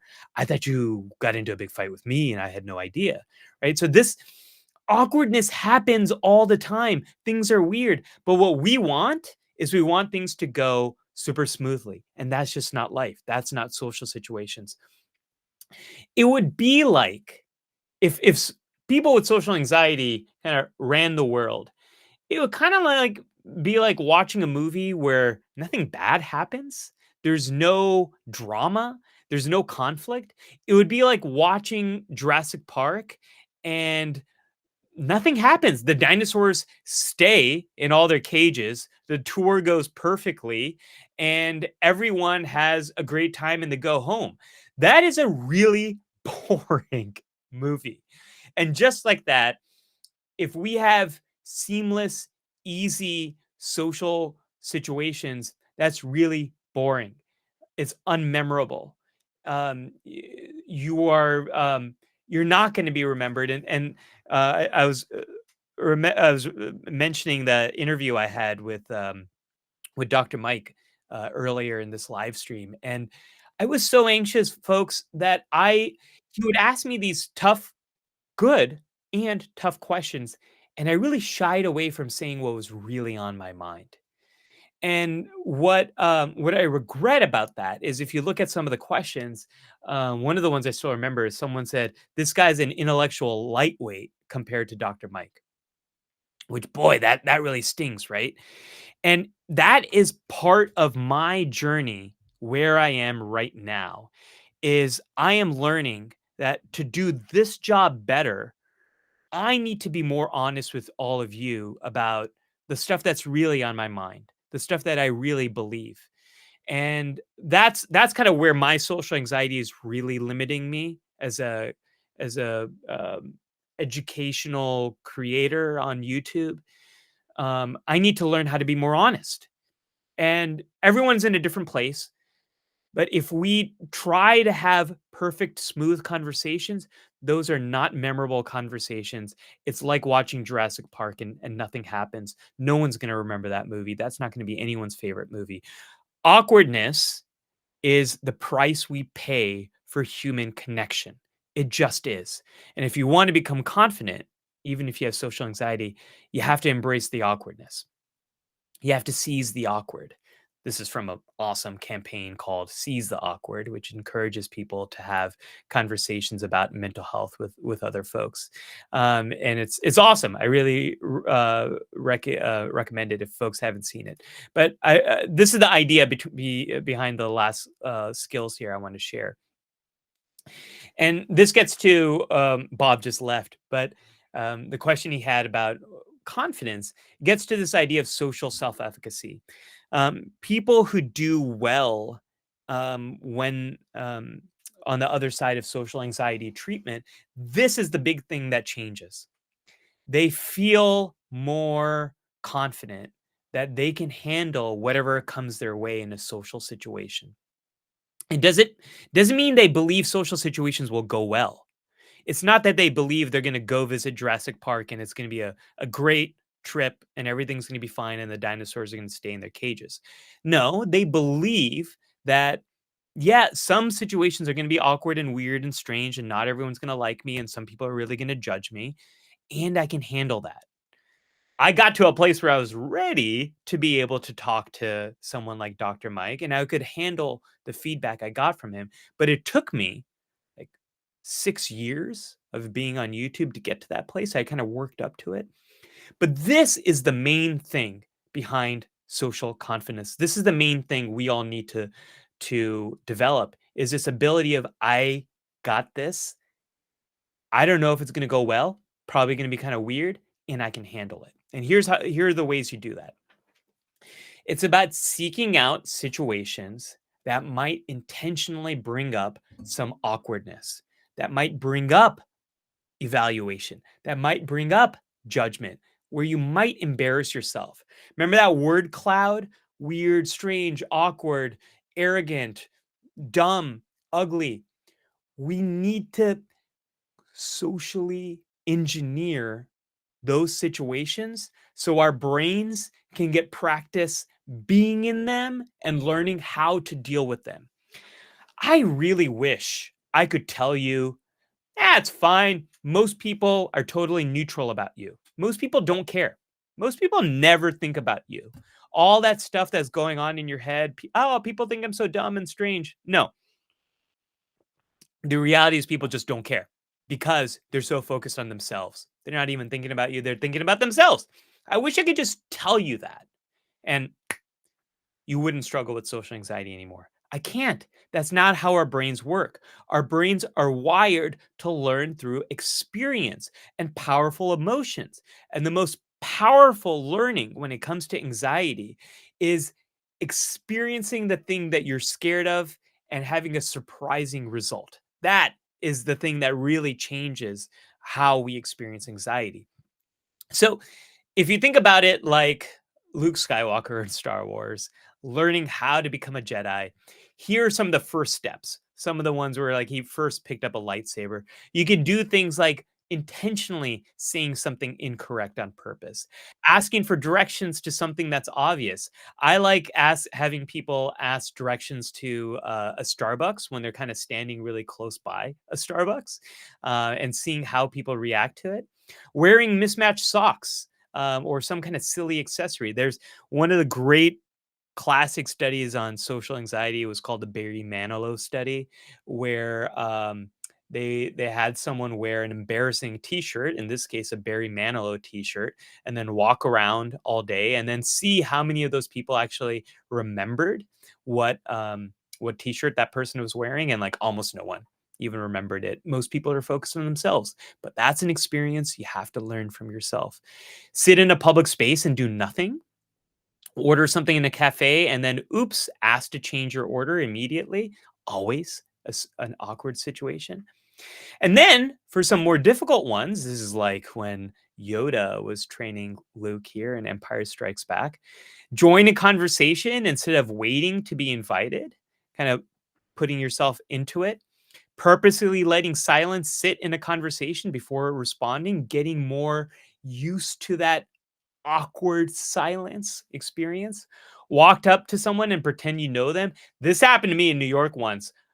I thought this woman from the back was my wife. I saw her from the back and I went up to her and I said, "Hi, sweetie." And then she turned around and she turned around like this, like,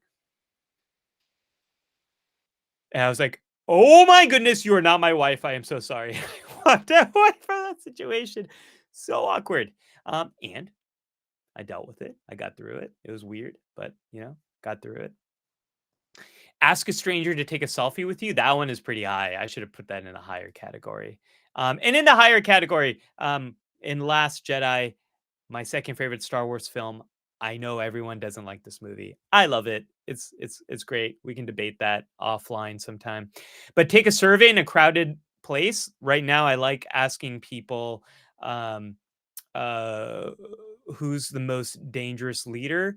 Is it President Biden, President Trump, or Darth Vader? That's kind of a question. That's a really anxiety provoking one, but that's one that is a good one to ask. Purposely say something silly in a group and let it sit. Go to a crowded place and pretend you can't find your friend. Trip on purpose in a public space. Order coffee, take a sip, then return it and saying you actually wanted tea. These are not things I'm saying to torture you. These are not things that I'm saying to torture other people. These are things that I'm saying if you really struggle with that feeling of awkwardness, the only way through is to learn more about that feeling, to experience that feeling, to learn what actually happens when that awkwardness is triggered, and then learn how to manage it. Remember, confidence comes from real world experience. And the only way to become more confident in social situations is to experience more of this awkwardness yourself. Now, how do you do this? You pick a quest. You pick one that seems like the right level for you right now, or the one that matches your anxiety right now. Then write down before you do it. This is really important. Write down what you predict might happen. I'm going to order a coffee, change it to a tea. I think the person's going to say, like, no, you can't do that. What's wrong with you? You don't remember? And then 0 to 100%, how much do you believe that's actually going to happen? And then do the thing. And then afterwards, reflect what actually happened. Did the barista judge you? Did they balk at you? And it's not just about things going right or wrong, but even if they went wrong, were you able to handle it? Were you able to deal with it? Did you get through it? What did you learn from that situation? All right, folks, that's a lot of stuff. And now, drum roll, it is time for the Q&A. We're going to go through all of your questions. I hope you really like that. Please don't leave. We got some great questions over here. And I'm also going to give you a little gift. So as we go through the questions, if you go to braverwithanxiety.com/confidence cheat, braverwithanxiety.com/confidence cheat, I'm going to give you a cheat sheet summary of everything we've talked about, a one pager, really easy to remember all the stuff. I'll have that ready in a day or two. If you're watching this replay, you'll probably get it immediately. But in exchange for just telling me what you thought about the live stream, about these office hours and how I can improve it, I'm going to give you that cheat sheet, and hopefully you'll like it. All right, we've got a lot of questions to go through, and my bladder is still functioning well. Post questions over here if you've got them. All right, folks, let's do this. Let's see how many I can get through. I'm going to shoot for 50. I think I can do that. Let's see what happens. All right, the biggest category, we're talking to people. These were concerns. So Peter said, talking to people is challenging because even when I find out what I want to say, I can stutter. Sometimes I miss syllables, so I try to repeat words again. Yeah, I totally get it. And you might have a fear of what people think if you stutter. So two ways to handle that. Number one, you can actually ask someone, what do you think about people who stutter, and see what people say. If you ask me that question, I'm not just saying this because I'm a psychologist, but my own belief is everyone's working on something, everyone's struggling with something, and some people struggle with a stutter, and that's fine. I don't really think much of it. So you can ask people about it. Number two, you can intentionally stutter when you're having a conversation so you get more used to it. The thing about a stutter is the more anxious you become, the more stressed you are, the easier it is for you to stutter. The same thing is true of tics. People who have tics, especially like a vocal tic, the more stressed you are, the more you're going to tic. So one of the things you can do if your stutter is interacting with social anxiety is intentionally stutter, become more comfortable with that, become more comfortable with how people react to it. So when it naturally happens by itself, it's going to have less of an impact on you. And then the same thing as I mentioned elsewhere is the entire game here is about learning how to focus your attention on other people, becoming a better listener, and noticing what they are saying instead of getting lost in, oh my gosh, I'm going to stutter. Oh my gosh, what are people going to think? What am I going to say? Focus on listening, focus on the other person more, and get more comfortable with the stutter because it's going to happen. It's going to happen sometimes. Ibrahim says, feeling like I can't contribute meaningfully to the conversation. So common with social anxiety to have that fear.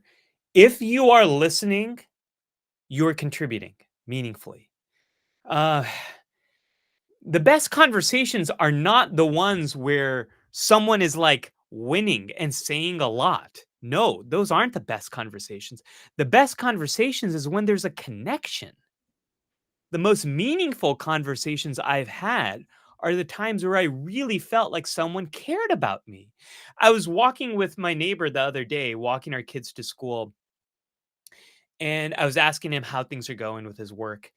And what he said at the end was, "Ali, I'm so sorry. I didn't have a chance to ask you how your work is going." And I said, "Alex, that's really nice that you said that. It's totally fine. Like, we walk our kids every day to school, but that's really nice that you said that you were thinking about me." And that was meaningful to me that he said that. And so it's not about like saying the right thing that moves a conversation forward, but it's about just attending to the other person. We're all like those puppy dogs. We just want a little bit of attention. We want to feel seen. And so the best way you can do that, the best way you can meaningfully contribute, just listen to the other person. Use that yes and skill. Build on what they're saying. Ask about what they're talking about. Tashif just said stuck. I feel stuck.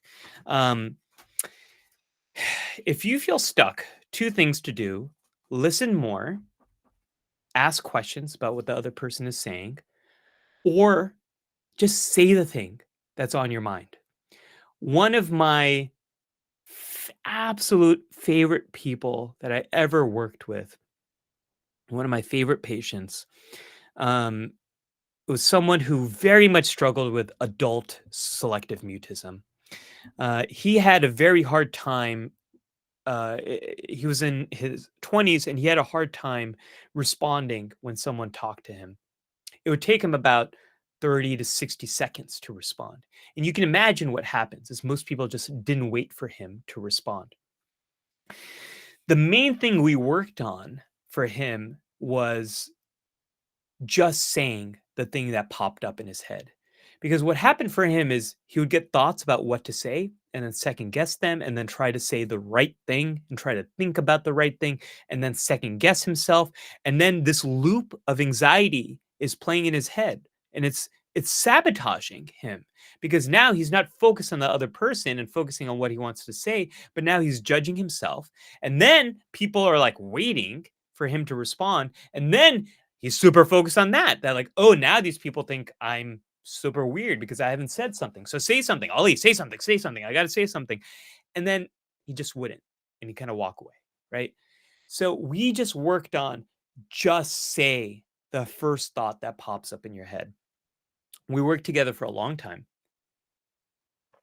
He was someone who was in a wide variety of my social anxiety groups, which, by the way, I think is the best way to treat anxiety, social anxiety. Social anxiety is a social problem. You got to treat it in a social situation. You can't think your way out of social anxiety. You can't solve social anxiety in the isolation of your own room.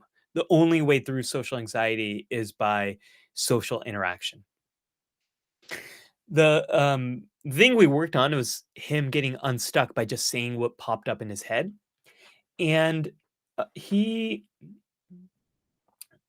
one day, he just talked about how, I asked him a question in our social anxiety group, and he just mentioned something about Green Day, the band Green Day. Now he's like half my age, and I grew up with Green Day. One of my first albums I ever bought was one of their big hits was Dookie. Um, not a word I thought I would say on a social anxiety podcast, but uh, we immediately like had such a fun conversation because we now stumbled upon this thing that we both love. I would have never have guessed he's a Green Day fan. He's so much younger than me. He didn't grow up with the band. They're not they're not as popular as they used to be. And so he just blurted that out. So if you feel stuck, focus on listening and focus on just blurting out things a little bit more. You might be afraid, like, what if I say something offensive? What if I say the wrong thing? It's a risk. It's one of those normal risks of social interaction. And in my experience, People with social anxiety are so much less likely to say offensive things, and they're so much more likely to overestimate the fear, the danger of saying the wrong thing. You have to take some of those risks. And I believe the world needs more anxious people. The world needs more people who are more thoughtful about what they say and all that. But that's, again, a whole nother office hours. Okay. Anonymous person said, something stuck in my brain. I can't talk too much. So you're stuck in some kind of thought, some kind of worry, something like that. Listening skills, open-ended questions, listening skills, yes and. Those are the things you want to hammer home. Having something to say. Amy asked this question about I don't know what to say.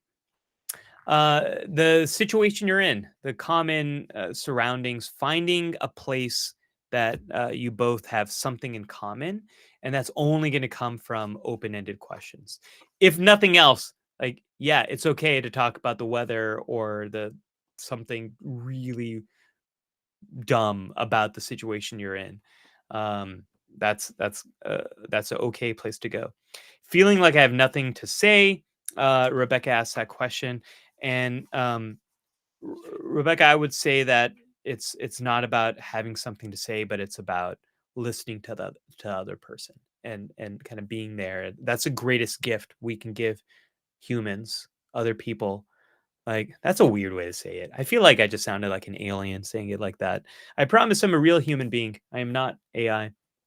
Uh, the greatest gift we can give each other is the gift of our time and attention. That's there's those are two things that you'll never get back time, and attention is so hard to come by these days. Uh, that if you are able to give someone else the gift of your focus, your attention, and you're giving them the time and you're listening, that is the best thing you can do. And it's not about having something to say, but it's about doing that. Telly says too focused on making the conversation interesting. Um, as long as you're listening to the other person, and as long as you're doing yes and, it's always interesting to that person. And it's about really trying to. I use the words adventure and quest intentionally. I want you to think about social situations as an adventure, as a quest. There is some danger in every adventure and in every quest. You're trying to find something. You have a curiosity. That's how we want to approach social situations. And I know it's hard when you have social anxiety because you fear what might happen. You have a sense of danger. You're worried about how people are going to react. But if we approach these situations with curiosity, if we have a sense of adventure, that, yeah, there's some risk, and you're also excited. You might make a new friend. You might learn something interesting.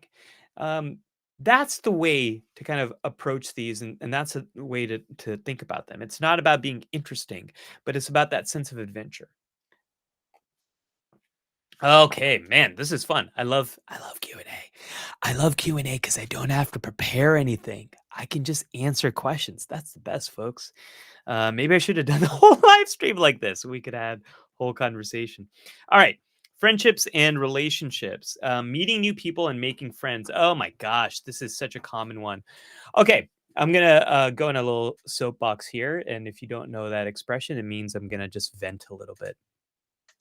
I don't think the problem with loneliness and isolation right now is our cell phones. Sorry, Jonathan Haidt. I don't believe that at all. I think that there has been a trend, at least in the United States and probably many parts of the world, but not all parts of the world. There has been a trend towards living more solitary, alone, separated lives. There are less opportunities for kids to hang out outside of school with each other. Um, it's harder for adults to hang out with each other outside of school and work. So it's become much more difficult to have these interactions with each other. And that stuff has been going on way before smartphones. And I actually think like the cool thing about the internet and phones is it's made it easier to have more social interaction throughout the day. I have 2 friends I'm really close with. Their names are Lowen and Jamie. They're my best buds. We text each other nonstop. In fact, hold on. We're gonna play a game here. My phone's on do not disturb. Let's see. Yeah, I have 27 text messages from them. Let's see. Can I show you? Yeah, let's here. I don't know if you can see that. I no, that's not showing up, is it? It's not focusing. It's 27 text messages from them. They're the only people who have texted me since we since we started this live stream. Um, we text each other nonstop all throughout the day. And it's so nice to have this connection with them. And one of the things we learned from the pandemic is it's not so much how many people are actually around you that's important, but it's how much you perceive, how much you think you have this connection to other people that's important. And tech has really opened up the doors for having more ways of interacting with people. Why am I even? Oh yeah, meeting new people and making new friends. Meeting new people and making new friends is a lot harder now than it used to be a few decades ago. And part of that is because there's just less opportunities. There's people have less community connections. They're less connected to their neighbors, the home that they're in. People are still very connected to their family, their best friends, relationship partners, and then they're very connected to like these fringe identities. Like I'm a Star Trek fan. I'm very connected to the Star Trek group, but on the internet, like Reddits and all that stuff. But like your connections, like with the physical people that are around you, they're harder to do. So how do you meet new people and make new friends? You have to seek out situations where you become familiar. We don't like strangers. Stranger danger is a real thing. And talking to strangers is awkward. 100%. There's nothing I can do to make that easier. Nor should it be. It should be awkward talking to people you don't know because you can't trust them yet. So what do? We become more comfortable. It's called the mere exposure effect. The more we see people, the more familiar they are to us, the safer we feel around them. And it kind of makes sense if you think about it, that you are going to be feel more comfortable with a face that you have seen week after week after week. You might not know that person's name, you might not know their voice, but just because you've seen them all the time, you feel more comfortable with them. And it's more likely that you could have a conversation with that person. So if you're trying to meet new people and make new friends, you have to be intentional about it. You have to find some type of club. You have to find some kind of organized activity. You have to go to a coffee shop on a regular basis. You have to really become familiar and become a little bit more safe. When that happens, like for example, let's say you're always going to the same coffee shop on the same day of the week, once a week, and you spend a few hours there, you do some work, and you see a few familiar faces. Then there's a good chance they will see you as a familiar person as well. When they say or do or wear something that sticks out to you, give them an authentic compliment. And what I mean by that is you're not don't compliment people based on something they didn't choose. Don't compliment me on my height or my hair or my elbows. That would be so weird. Why would people compliment you on elbows, right? But when we compliment someone on their physical appearance, you don't know what that's triggering for people. Like I have a very weird relationship with my height. As someone who's been socially anxious my whole life, I always wished I wasn't as tall.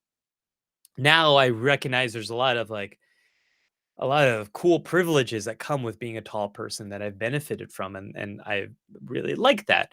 At the same time, um, when people bring up my height, I get anxious because everyone growing up thought I was really good at basketball, and I am terrible at sports, especially basketball. So I'd feel so ashamed when someone would mention, "Oh, you're so tall, you must play basketball." So when people bring up my height, it brings up all this stuff, right? So don't compliment people on their physical appearance because it's going to bring up stuff for them, stuff that they never chose. I never asked to be tall. It just was the way things are. It just was things the way they are. That's not a real sentence either. What you should compliment is something the person chose. I picked out these glasses. I like these glasses. I wear these glasses because I want to show the world these glasses. I chose this hairstyle. I have picked this shirt. I have that Star Trek pin on my jacket because I want to have those questions, those conversations with people. I have a mental health is not a side quest sticker on my laptop. Kind of funny. I talk about all these side quests, but I say mental health is not a side quest. That's kind of weird, Ollie. That's a whole nother office hour. Um, I have that sticker because I want to have those conversations with people. So compliment someone on something they have chosen. Become familiar. That makes you less scary. Keep going to that place over and over to get familiar. And when someone does something that sticks out to you in a positive way, compliment them for it. Um, and if someone compliments you, take the compliment. You don't have to compliment them back. And then who knows? Maybe that'll go someplace. There's a whole theory about friendships that friendships start with super basic, random, not important conversations, and friendships blossom for two reasons. One is people start sharing more secrets with each other. You start talking about, I don't know, you compliment someone on their glasses. You say, "I really like those glasses. Where did you get them?" And then that starts a whole conversation. And then maybe I say, "Yeah, well, I've got, I've got this complex relationship with glasses. I used to hide the fact that I wear my glasses as of when I was in 5th grade. Ah, that's a little secret. Now maybe the other person will share something. You're kind of when you share these little tiny secrets with each other, you're saying, I trust you. I trust you with this information. You seem like a human that I feel comfortable with, which makes the other person feel comfortable. And so that leads to a little bit of a deeper friendship. And the other thing that really solidifies friendships is seeing that person in a different place. So, for example, if you always hang out with someone at work or at school and you've started to have these conversations and you're starting to share a little bit more secrets with each other, you got a good vibe going back and forth. The thing to do is say, "Hey, do you want to grab some coffee sometime?" Or that's a very low stake ask. Do you want to get a drink sometime? Do you want to go out sometime? Do you want to grab a bite to eat? Do you want to go to lunch? And you don't say you want to go to lunch next Tuesday at 5 o'clock. You ask in an open way. You want to go to lunch sometime? You want to grab coffee? When you see that person in a different place, that kind of deepens that relationship a little bit more. It deepens that friendship. So become more familiar, share secrets, or no, not that order. Become more familiar, authentic compliment, share secrets, and go into a different place together. I don't know if I'm going to get to 50. Well, we're going to see. I'm going here, and you all are still here, so awesome. Well, I love you all. I love you folks for being here. All right, conflict. Tanya wants to know about conflict situations. They're really hard. Some of the hardest social situations you can be in. Um, we could do a whole nother talk about conflict situations. You you want to know uh, a couple of things. So number one, if you're in the middle of a difficult conversation, take a break, take a step back, and ask yourself, how would a neutral third party look at this conflict? I do this all the time when I get into a fight with my wife. I always ask myself, I always take a break, which usually means going to the bathroom, and I'm not using the bathroom. I just want to get away. And I look at my phone and I am scrolling through some kind of stupid social media and find some memes, chill myself out. And then I ask myself, okay, what would a really good mutual friend of ours think about this? Like, what are the real conflicts at play? And then I go back and I'm in a better place to have that conversation. And it might be, well, my wife doesn't feel like I am thinking about her. And I feel really defensive and scared when that happens because it just brings to light all the ways I feel bad about myself, right? That might be the real conflict. And that's what we need to talk about.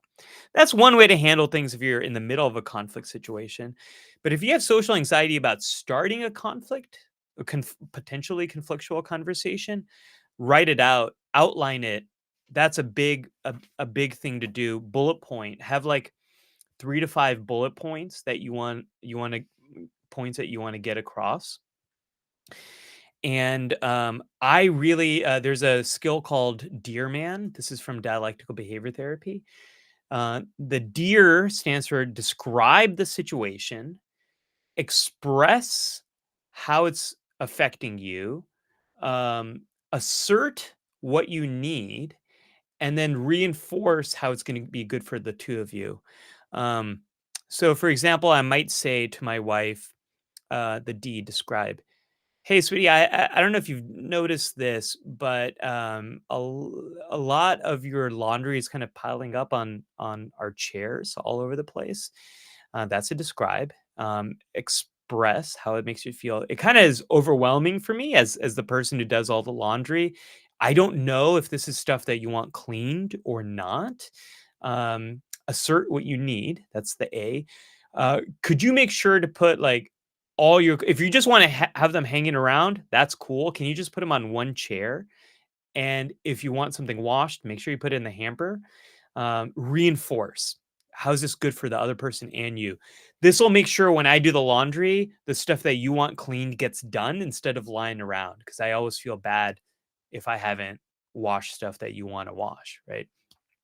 So that's how Dear Man works. The man is like, be mindful. I forget what the A is there. N is negotiate. I don't think the man is really necessary. Just focus on the dear part. And then one more thing for you, Tanya, is if you're really, really scared about it, you want to do what's called an imaginal exposure. This is where you write out what you're afraid might happen, like the worst case scenario. And then you read it out loud to yourself and you try to imagine really being in that situation. You imagine that person having that reaction. You imagine it getting really conflictual, really intense. And then you imagine how you would deal with it. Your mind is such a good prediction rehearsal machine. Imagining stuff is almost as real as experiencing it. So you do that a few times and you'll get really used to the potential bad stuff that might happen.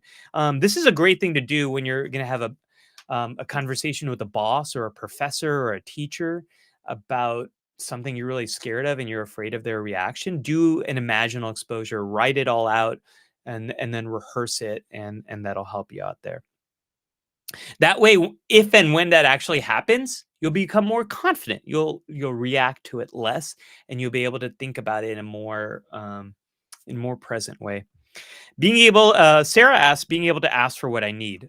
Dear Man is the thing to do there. Again, is describe what you need, express how it's making you feel, or describe the situation, express what you need. Um, no, I'm messing it up now. Describe the situation, express how it's impacting you, assert what you need, and then talk about the reinforce how it's going to be good for the two of you. Practice it, rehearse it, all that sort of stuff. That's going to help you with that. Okay, so the next set of questions are about not being good enough, not feeling good enough. Andrea or Andrea or Andrea, I have friends with all three of those names. And then I also have a friend who goes by Drea. So I hope I got your name right. Feeling like I am fundamentally inadequate. And then Bob also asked my current, I think Bob, who's no longer here on the stream, but we'll watch the rest of it. My current depression surge has reduced my social anxiety, WTF. So I think these are both related. When we are experiencing depression, particularly, we feel like we're not good enough. And sometimes people who have been experiencing anxiety feel this way.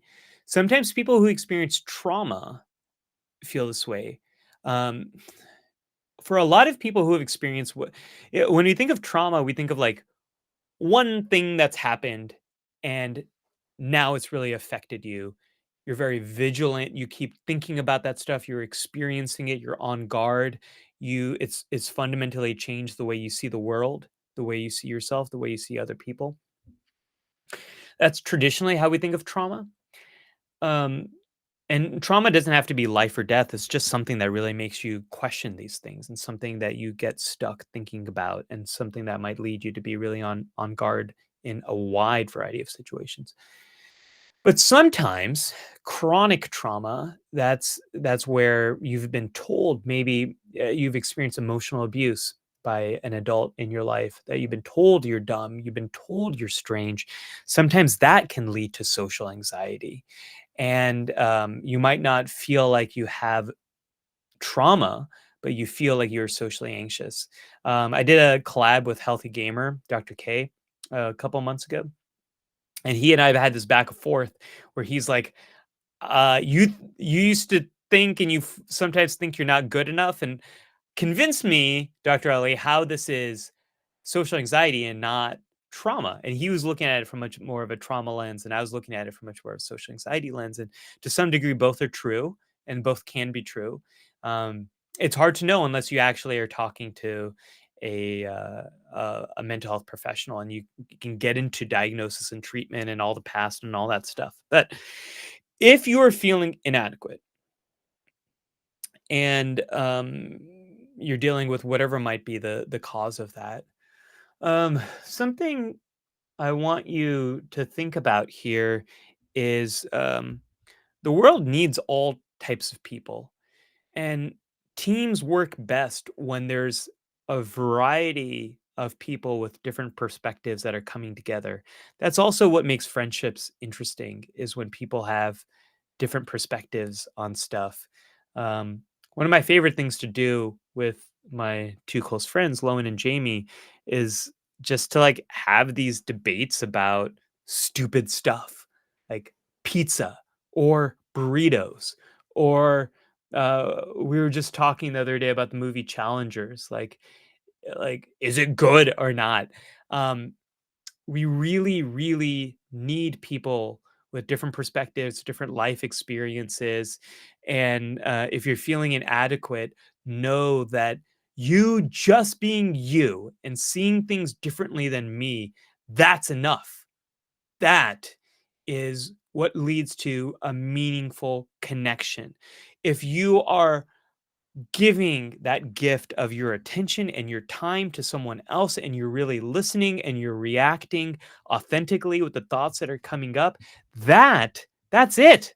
That is the best thing you can possibly do for another person. And Bob, your question about my current depression surge has reduced my social anxiety. So sometimes, well, not sometimes, but often what anxiety does is it zaps energy. It kills your motivation. So it can also make you feel a bit like apathetic, or make you feel like it doesn't matter. Um, and sometimes that's enough to reduce your social anxiety. So like, who cares? Who cares what other people think? It's not that your social anxiety is gone, but it's that your depression is making you care less about those things. Or maybe it's zapping your energy so you just don't care. Usually it doesn't work that way. Usually it is depression makes it hard to get out of your home, your bed, to interact with other people. And as you are pulling away from other situations, now your anxiety is going up because you haven't been in these situations, or you're going through such mental fog that it's hard for you to be in these social situations. So your anxiety actually is going up while your depression is going up too. Other way can work too. You are more socially anxious because you are or you're feeling more depressed because you're more socially anxious. So because you have less relationships with other people, you might be feeling like you are more um uh, you might feeling more down on yourself and feeling more negative about yourself. All right, next few questions about over analyzing. I promise we're going to get to the questions in the chat. You all stay with me. I'm going to be staying with you. This is a long marathon one. Let's see if we can break the runtime of it's a long movie, Titanic. Let's see if we can do that. All right. Joanna asks, perpetual cycle of over analyzing people's reactions, being hypersensitive, intense self criticism. So this is stuff I didn't really talk about as much on our stream so far, but this is all about like what happens after a social situation and that rumination, that churning, thinking about all this stuff over and over and over again. Yes, this is a big problem for social anxiety. And so the thing to do here, if you're struggling with this, is you have to find other things that can occupy your mind. You cannot control the thoughts that pop up into your head. You are going to think what you're going to think. You have absolutely no control over that. Thoughts are going to pop up as they're going to pop up. Thoughts are kind of the background noise of your mind. They just occur. And when we are ruminating and overanalyzing, we think there's like a signal there. We think there's important information. Most of our thoughts are just noise. So instead of trying to like change those thoughts, the best strategy is to find something else to focus in. Find something that really occupies your attention. So if you're in a period of like overanalyzing and churning and turning, if video games help, go watch it. Go watch a video game. What am I thinking here? Go play a video game. Oh, you can watch video games. You can watch streamers. You can watch stuff on Twitch and watch people play. Yeah, I guess you can watch video games. Like, don't be so mean to yourself, Ollie. You're on to something there. If a good book helps, go for that. If drawing helps, go for that. I like things that are really a big sensory absorbing experience. So like a really good beverage, like a good tea or coffee, going for a walk, listening to music. That music is like the key for me. If you've taken my free course on anxiety at braverwithanxiety.com, I have a couple of lessons that really dive deeply into this. So definitely check that out. But find things that occupy your mind, because you're not going to be able to think your way out of rumination. You can't think your way out of worries. Your mind is going to do what it's going to do. You can't control that. What you have more control over are your actions and where you place your focus. So focus on things that help you to pull in to that situation. That's, by the way, something we do for people who have depersonalization and derealization, who feel less in their body or less in the moment. It's about finding sensory things that really pull you in to something, that ground you in something. That might be loud music, it might be peppermint candy, it might be a really trusted friend, it might be a book, but something that helps you to feel whole and supported and absorbed in something. That's the key there, and we do the same thing with overthinking. Feeling terrible during or after social interactions. So here's some that's a question from Addie. So I didn't mention this yet, but all those quests that we talked about, um, and all the social skills we talked about, there's a cool next level pro tip that you can apply to all of them. Let's say you're trying to get better at eye contact. You're trying to get better at open ended questions. You're trying to get better at giving a presentation for work. You're trying to get better at this skill you're really going to like if you struggle with anxiety in work situations. If you struggle with that kind of stuff and you're afraid of feeling terrible or of sweating or feeling hot or your heart racing, here's what you can do intentionally make yourself feel those sensations and then practice in a low risk situation. Here's how it works. If you are someone who's afraid of giving a presentation at work and you're afraid of judgment and all of that sort of stuff, and you're afraid you're not going to remember what to say, practice giving that presentation. But before you do 20 jumping jacks, run up some stairs, um, hyperventilate. Now, if you're someone who experienced panic attacks, you want to be careful with this stuff because it might trigger a panic attack, but that's also kind of part of the treatment of panic attacks, but that's a different conversation. But let's say like you're someone like me and you're really afraid of sweating and the heart racing, intentionally bring up that stuff. Practice giving that presentation with extra layers on so you feel hot. Practice giving that presentation, but do those jumping jacks before. Um, Practice giving that presentation after running in place. There's so many ways you can physically bring about some distress and then practice in a low stakes situation. So maybe it's not the full presentation you're giving, but you're presenting to some friends. Or maybe it's a very easy presentation. And then if it's other stuff that you feel terrible about and you know you're going to feel terrible, do some good coping skills. Write down the stuff that you want to talk about. That's totally fine. Whatever helps you to be present in that situation, that's a good one to use. Okay. I should probably get start to go faster on these. The next one is real me. Who is the real me? So being in a larger group setting and being myself and being social with girls I find attractive. This is real. This is Rahul asked this question. I feel you, Rahul. This is something I struggled with myself too. So it's very hard to interject yourself when you're in a group situation. And something that happens to a lot of people who have social anxiety is that they just don't. They wait for the perfect moment to step in, and that moment often never really comes. You have to take a little bit of a leap into faith. You have to, otherwise known as a leap of faith. You have to. That's a little good place reference for you all. Um, you as soon as the things are kind of coming into a lull with someone with something that someone is saying, you want to jump in. Now, the best thing to do is yes, and you're building on what that other person said. But let's say if you want to change the conversation, or if someone is talking about a movie called Challengers and you've never seen it, you could ask questions about it, or you can switch and be like, "Oh yeah, I saw this great movie the other day. Have any of you seen it?" And whatever the movie is, I don't know. Jurassic Park, I don't know. That'd be funny.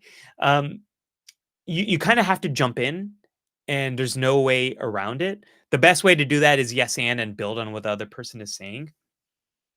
But the thing about being yourself is you probably don't know who yourself is until you've practiced a lot of this stuff and you share more of what is on your mind. Another one of my uh, patients that was really memorable to me. This is someone who was going off to college and loved WWE. They loved wrestling, but they were so shameful about it. They felt so much shame because they thought there was something wrong with liking it and that not a lot of other people like it. And we were talking, and I said, those stadiums are packed, and WWE has been expanding around the whole world. I knew all of this because one of my good friends works for WWE, and she's told me all this fun stuff from behind the scenes about how popular it is. Anyways, all um all the sort of quests I sent him on were about talking to more people about WWE. And the more he did that, the more he realized most people just like don't care and just like don't know about it, and they don't really judge him for it because everyone has some type of interests. These are things we usually call guilty interests, or guilty pleasures. I hate that term. Like, who cares? Like, there's no guilt. You like what you like and enjoy the thing you enjoyed. Like, enjoy it wholeheartedly. You don't need to feel any guilt about it. Anyways, you don't really know that person. He didn't really know who he was and what he liked and who his people were until he got more comfortable saying the things that were on his mind. And this goes back to that example I gave about Dr. Mike. Until I do more of this and more of sharing these kind of beliefs I have about mental health, I don't really know what type of um, educational content creator I am. You have to try and you have to experiment, and that's kind of how you figure this stuff out, is sharing more of those thoughts that come up on come up in your mind. Angel asks, struggling to be the real me and developing interpersonal relationships at work. That's a very similar thing, Angel, is um, doing a little bit more of secret sharing, starting with small steps with people that you feel familiar and comfortable with, and then asking those people to go out to lunch or having lunch together or coffee.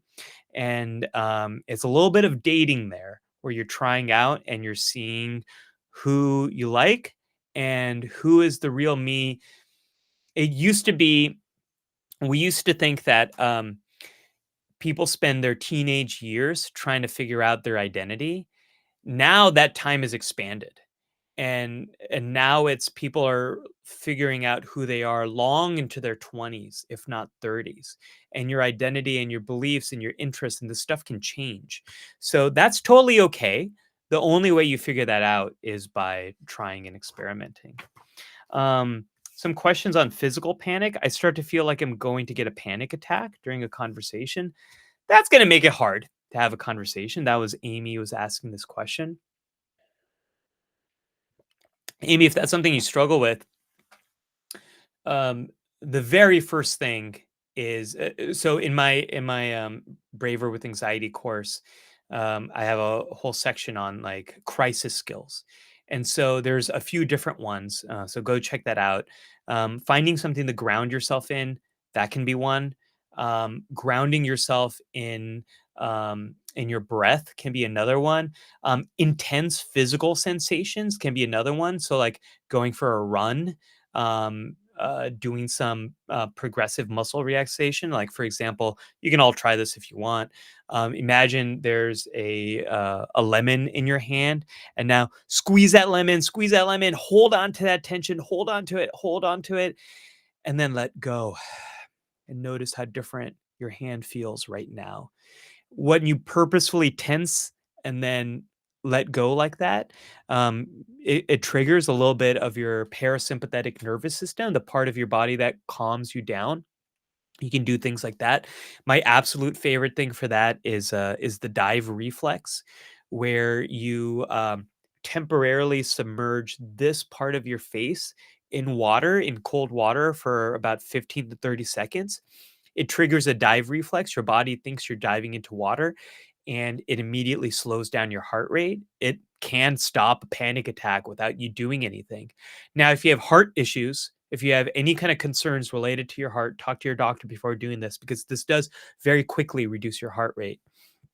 Now, I recognize all of those things are very difficult to do when you're having a conversation.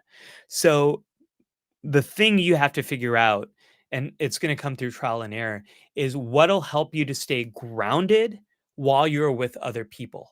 Maybe that means looking away. Maybe it means looking at someone. I did this collaboration with HBO a few years ago, and it was me reacting to mental health themes in some of their TV shows. And when I showed up to film this collaboration, it was the most scary thing I've done at that point in terms of media. When I show up at the studio in Brooklyn, New York, when I get there, people are saying, "You know, this is where Beyonce filmed Single Ladies, right? Like your dressing room right there, that's where Beyonce sat." And that immediately like raised the stakes for me. Like I'm this tiny little YouTuber who makes little dinky videos in my home, and now I'm sitting where Beyonce sat.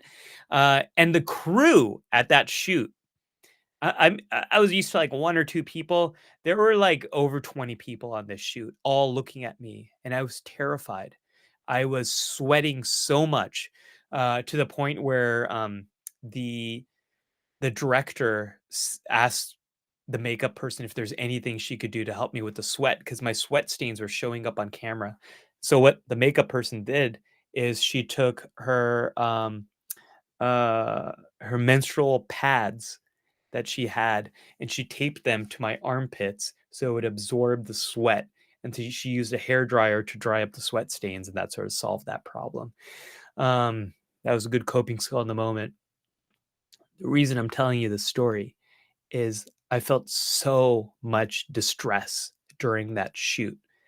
But what helped me to stay grounded, surprisingly, was looking at the eyes of the director during this shoot. She was very close to the camera, and she had the most gentle and supportive eyes. And she really was rooting for me, and she really wanted to help me. And you'd think that in this moment, the eye contact would have made things worse. What made me feel more panic was looking around and actually looking at the camera lens. Ooh, that's kind of interesting. Kind of change focus there. When I was looking at the camera lens, looking at it was something about like looking at the camera lens, the darkness of the camera and all the people around it, it really made me feel kind of out of body and made me feel distressed. And if I just kind of subtly looked a little bit here and looked at this director's very, very kind, supportive eyes, it grounded me in something that helped me to feel like more human and more in this moment. And that got me through. So, Amy asked this question, and Amy, I feel for you. I know what you're going through. This is really hard. It's about grounding yourself in something, and it's okay if you look a little weird and strange, because that's good coping. It's going to help you to get through that wave of panic that you might be experiencing. Juan says sweating from forehead and the negative thoughts that come with it relating to others noticing the sweat. Juan, I feel ya. I am a South Asian man who sweats. I sweat a lot. When my body starts sweating, it does not stop sweating for like an hour. That's really great when I'm in hot weather. I can handle humidity like that, like a champion. If there was some kind of like contest to see who can handle humid weather, I would win that. It does not phase me. However, the way my body is built, the things my ancestors have encoded into my DNA is sweat early, sweat often, and sweat for a long time. Now, that made me really anxious for most of my life, as I've kind of talked about here. And I have now changed my relationship with that because I now recognize that that's just how my body works. And there's a lot of gifts to that. One of the gifts has actually come through you all in the YouTube comments section. People often say, like, what's your skincare routine? How do I get that glow that Dr. Ali has? And the reality of that is there is no skin routine. That is my sweat. It keeps my skin very like hydrated and looking fresh. And so in so many ways, I'm anxious about the sweating, and I realize now that I've kind of come to terms with it that this is what my body does, and it helps me in a lot of situations. And in some situations, it's very frustrating. And no one has ever come up to me in my life and said, "What's wrong with you? You're sweating so much." Except maybe that HBO production. But it was a place of concern, like, how do we work around this? So, and no one on that crew was like, "Wow, that's a weirdo. I can't believe that." What people actually said was, "That was a really intense shoot. I don't know how you did that." So coming to terms with it, if you are really upset about it and it's an important situation, wear an extra layer. You can experiment with different deodorants and antiperspirants. You could even talk to a dermatologist about Botox and stuff like that. Um, I think the easier path is to come to terms with um, you sweat a lot for important reasons thanks to your ancestors. And in some situations, that's a gift. In other situations, it's a frustration. And we all have some of that. All right. Getting help is the next category. Omar, Omer, I'm too socially anxious to get the help I need for social anxiety. Oh, I feel yeah. Two things I want to mention here. Number one, you got to find a way to talk about your social anxiety in a way that other people understand. Most people don't understand this. Most people don't understand what social anxiety is. Social anxiety is one of the most common problems among all forms of anxiety, and anxiety is the most common mental health problem in the world. So, a lot of people have it. About 7% of people have social anxiety right now. That being said, for the rest of the 93% of the population, they have no idea what this is like. So find an analogy that you can use. What I tell people is remember the worst presentation you've had to give in school. Maybe it's an oral presentation or the worst presentation you've had to give at the work, the most stressful meeting you've had at work. That's what I feel when I have to start a conversation with someone I don't know well. I feel that same anxiety, the dread beforehand, thinking about it the night before. How am I going to get through this? Wanting to like escape out of that situation and feeling like you can't escape out of that situation. Feeling like clouded, like you're going to say the wrong thing, you're going to forget, and then overthinking it afterwards. I get that in everyday situations. So if your problem is people don't understand you, use a metaphor. If your problem is it is very hard for you to pick up the phone and schedule an appointment with a mental health professional, boy, I get you, and that's hard. I've been on the other side of that, where a lot of people have said, "I've wanted to call and talk to you for months, months, months, but I was too anxious to do so." Here, I want to talk as a psychologist. Again, I'm not your psychologist, but as a psychologist and as someone who has been a professor and taught classes, we would always rather hear from you even if it's shaky, even if you don't know what to say, even if you're ashamed, even if you're overwhelmed, some words, some voice, hearing from you in some way is always better than not hearing from you. Every teacher who's worth anything will tell you that. And every mental health professional will tell you that.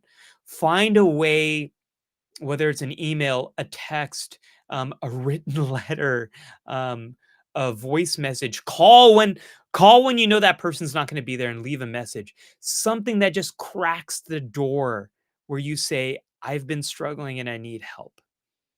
Find some way just to share some of it. I promise you, people would rather hear from you than not. And I know it takes a lot of courage and bravery to have that anxiety and still move forward. But that is the thing that's most important there. Okay. When to push? These are questions about when to push. So Kate says to recognize what's worth pushing through or learning how to navigate, and when it's best to just avoid a situation. This is a great question, Kate. Um, if it's tied to your values, push, learn how to be in that situation and push yourself into that situation.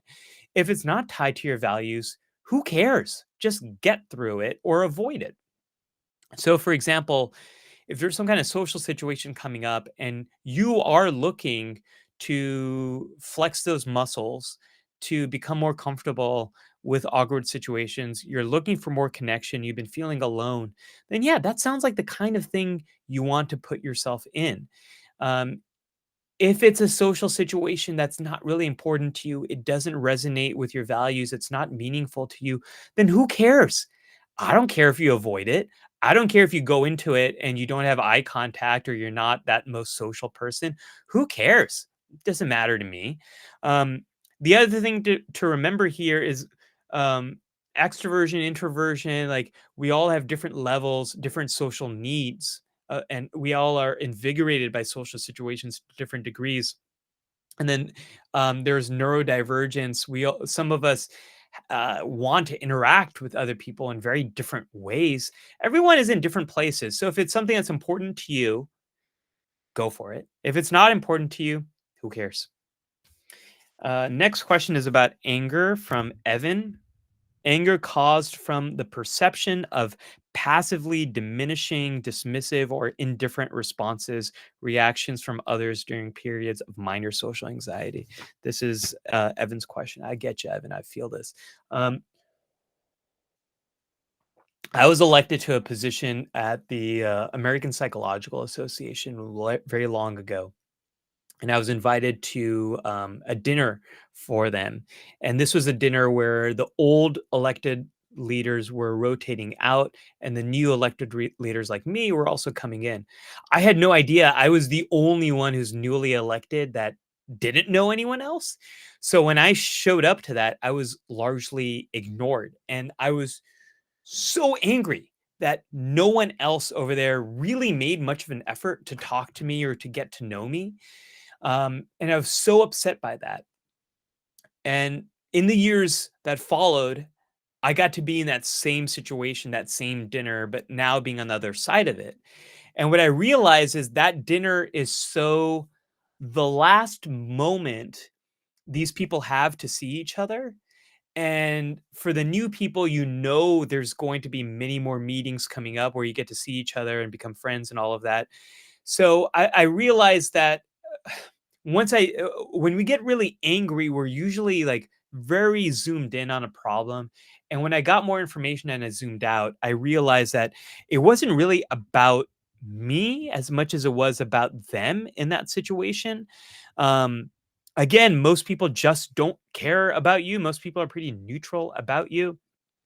And it's most of the time it's not necessarily about you, but, we have this, like, weird self-serving bias where if someone else does something bad, we think, um, we think they're a horrible person, and then if we do something bad, we often find ways to explain our way out of it, um, unless you're anxious or depressed.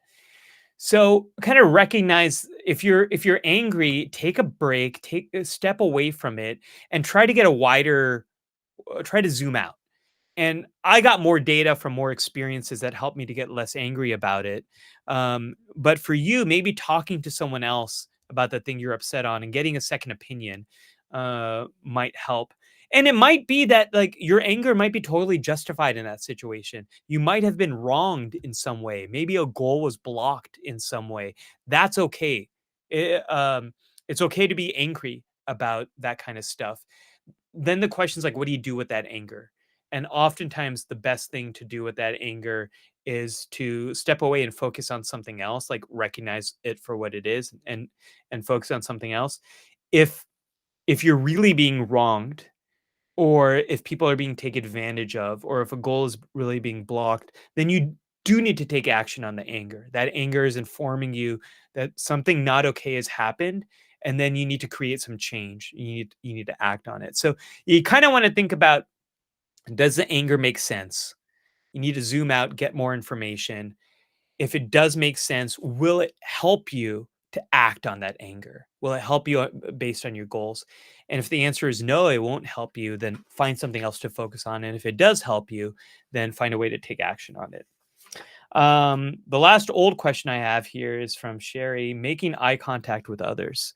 I think we've covered that in pretty good detail. All right, folks, let's get into your new questions over here. Let's see if okay, I have one question in the question section, and then I think there's a bunch in the chat, and we'll go through that.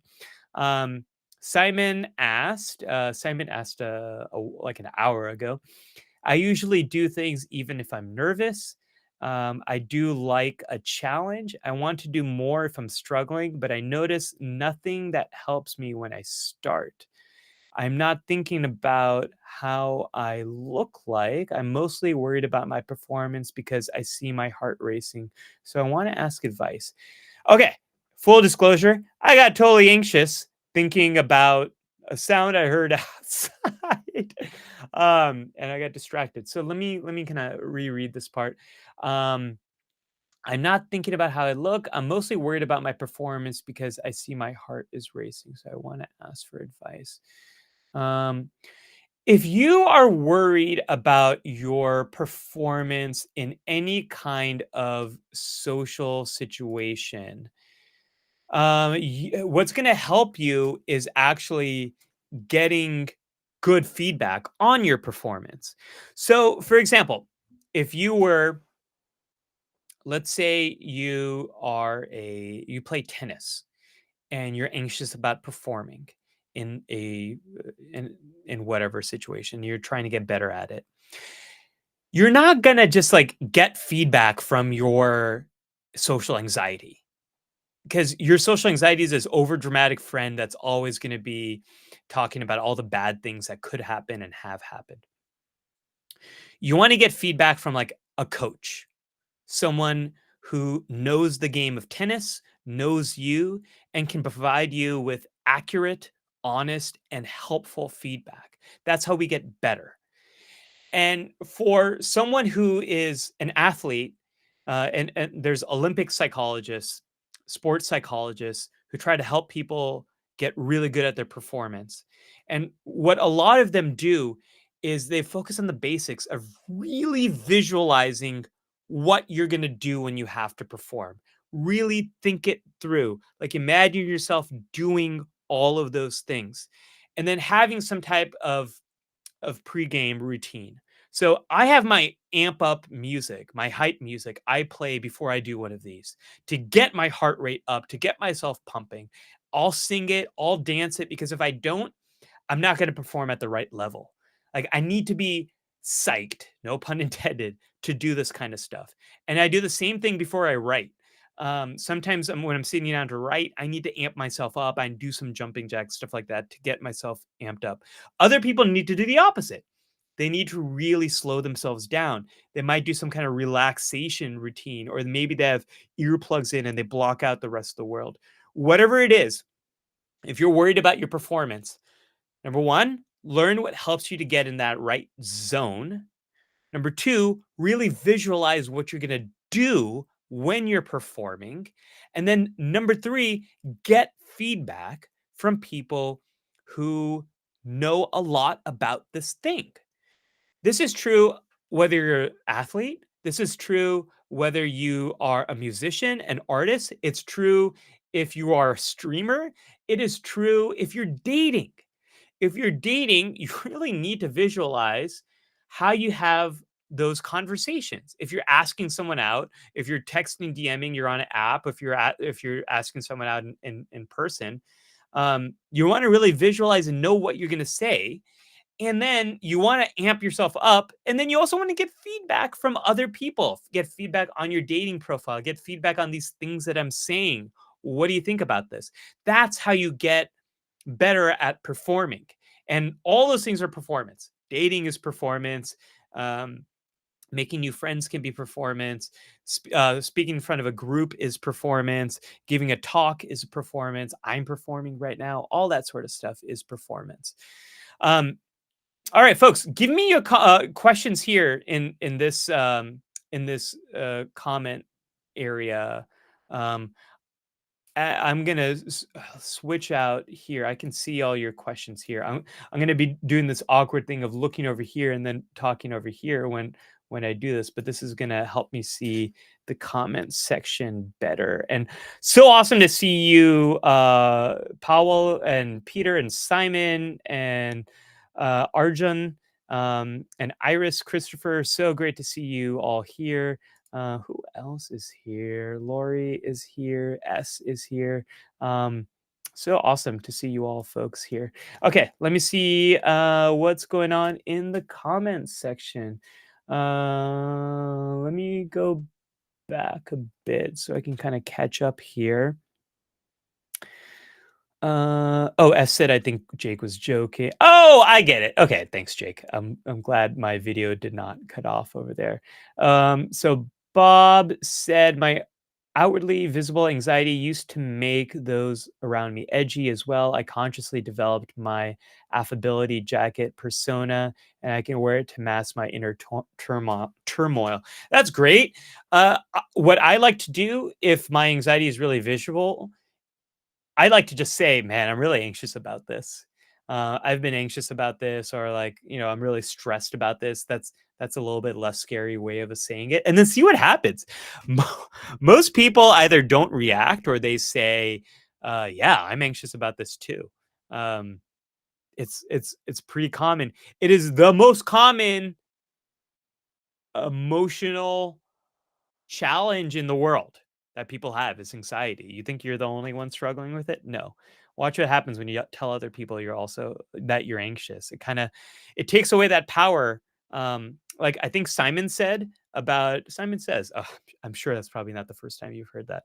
But as Simon said with the interview, that once he found out that it's they weren't considering him, they hired someone else, the anxiety kind of went down. It kind of took the power away from anxiety, and it seems like he performed better. If you often tell people you're anxious, it'll take a lot of that social anxiety away. It's pretty cool how that works. Lori said, "How to handle situations where I need to think deeply, but then there would be silence when I'm thinking, which is very awkward. So I just bluntly say whatever is the first thing that comes to my mind." Lori, I'm so glad you asked this. This question I've gotten so much in with the patients I worked with, especially in social anxiety groups. Guess what? When you tell someone, "That's a really good question. I need to think about it." People love hearing that. People love hearing that they just said something that requires a lot of thought. So, if that's you, where you need to think about something and you get anxious about it, say that. Say that I gotta really think about this. I'm not really sure how to answer that. What it shows is you're really listening to the other person. It shows that you're thoughtful. It shows that you want to give you want to be respectful about what the other person has asked.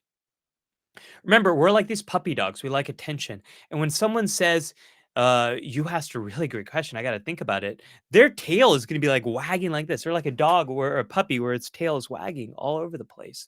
That's a wonderful compliment to get.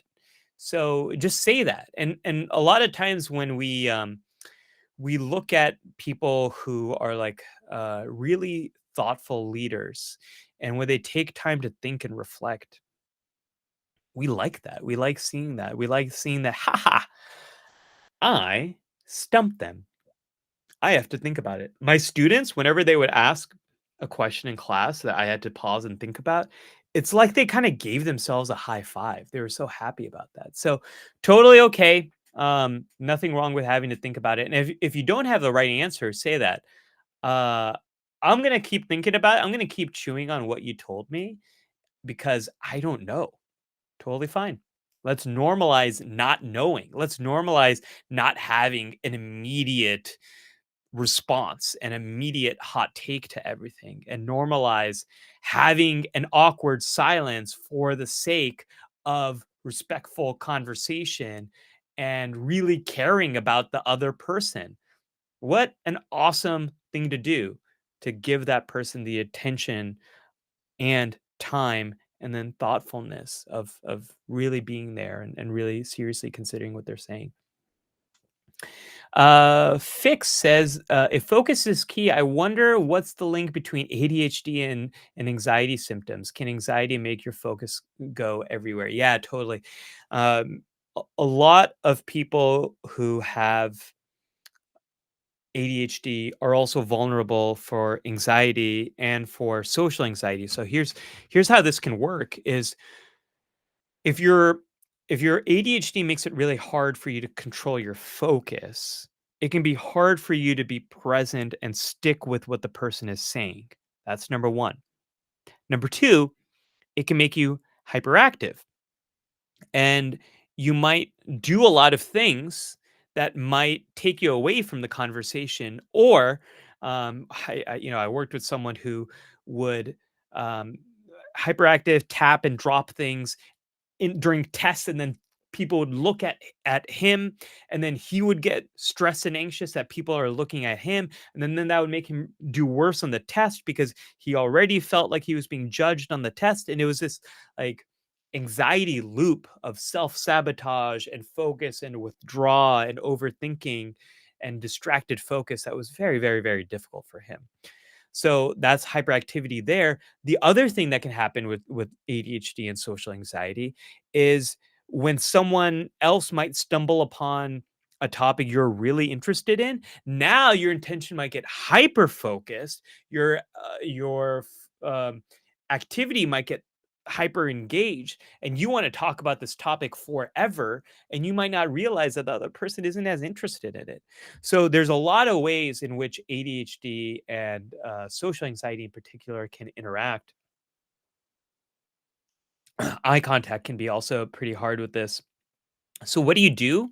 Um, you extend a lot of things that you're probably doing with your ADHD treatment over to social anxiety as well.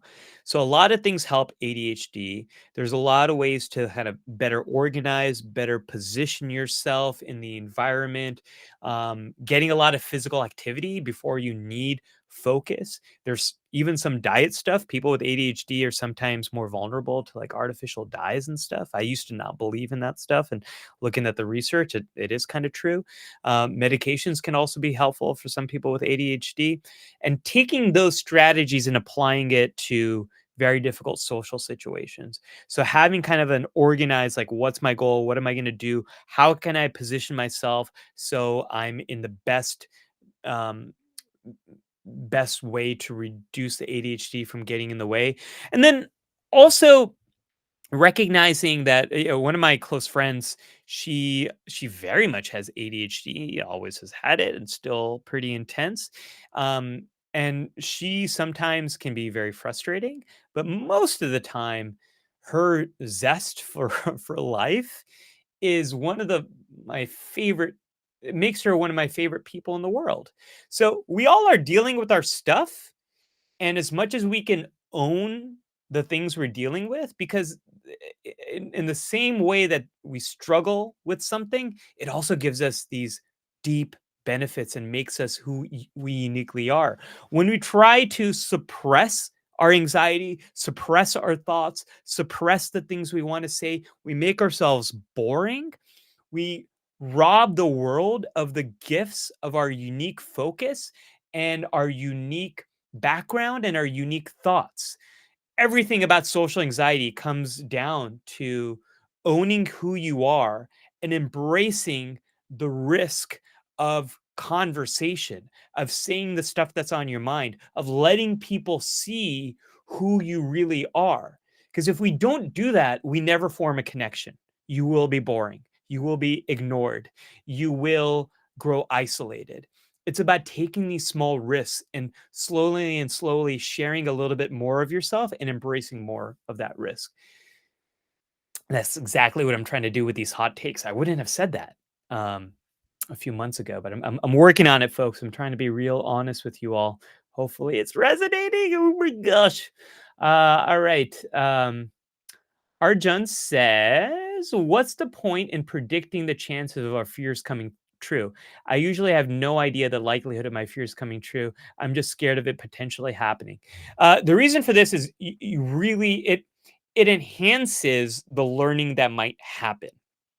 Because here's the thing: when when you have an experience that violates your expectations, it very quickly changes your memories, and that's a good thing for dealing with anxiety. So, for example, for most of my life, I had a bee phobia, and I have a video about overcoming this bee phobia, which you can check out on YouTube if you're interested in.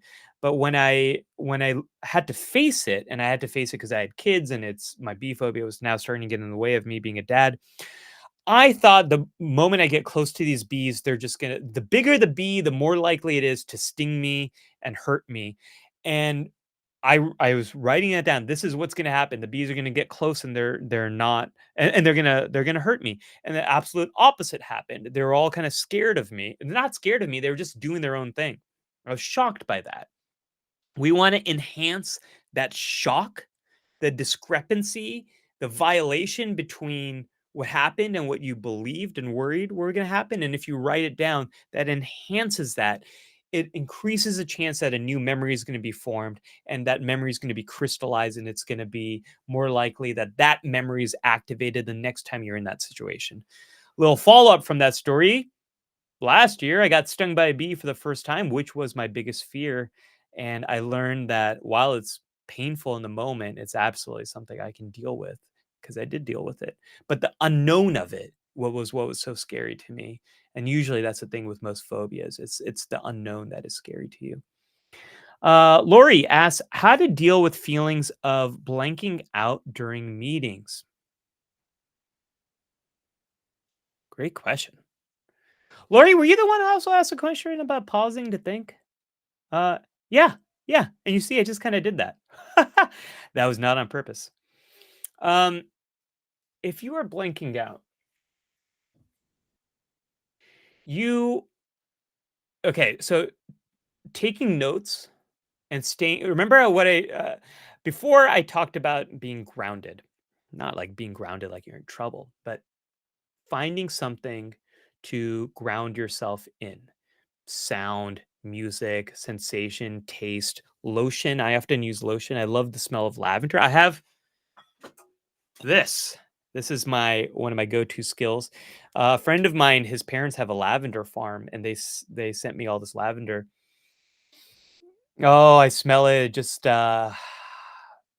so helps me. I love the smell of lavender. I love the color lavender. I love the taste of lavender.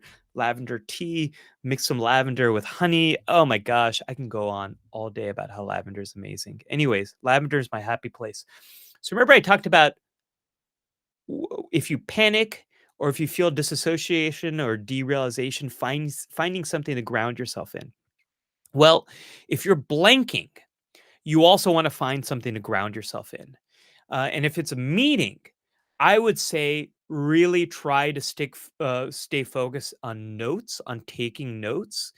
If it's not that kind of meeting, then stay focused on one person and try to stay focused on what that person is saying.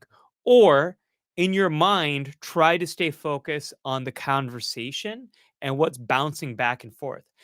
There's probably a lot of things that's happening. Maybe your own social anxiety is kicking into gear. Maybe you feel uncomfortable. Maybe you just physically feel uncomfortable and your body's not, your mind is not really going anywhere, but you're just so distressed that you're just kind of blanking out. Right. So finding something for your attention to anchor onto, whether it is your notes, whether it's something else in the environment, maybe someone's worn a really funny hat and you can kind of focus in on that. Finding something that you can ground yourself in will help you with that blanking out. S says, sorry, long question. I love a long question. Let's do it. How would you deal with seeing a therapist, psychologist for social anxiety along with other anxieties, similar to how you mentioned with your mom's story? Would you recommend seeing one therapist for each specifically or deal with all anxieties with a single therapist? Would you recommend a certain type of therapist or psychologist, focus on CBT, etc.? All right. So the first thing for that is I have a section on my website. Braverwithanxiety.com. If you go to braver.anxiety/resources, that has tips on how to find a therapist, how to look for a therapist. In general, what you want to do, like, I'm not going to lie. Ooh, I almost moved my mic there. Uh, I'm not going to lie to you. A lot of therapists are bad. And I think in most cases, as long as they're ethical, um, therapy is better than no therapy. Having a ethical licensed provider who has experience dealing with these things is a good thing. That being said, I recognize how inaccessible and difficult it is for most people to one find any therapist, and number two find someone who might be an anxiety expert. But the main thing you want to look for is how much experience do they have treating anxiety? Ask them what is their approach for treating anxiety, and making sure that it has something related to helping you be in the situations that are difficult for you. That's what you want to look for.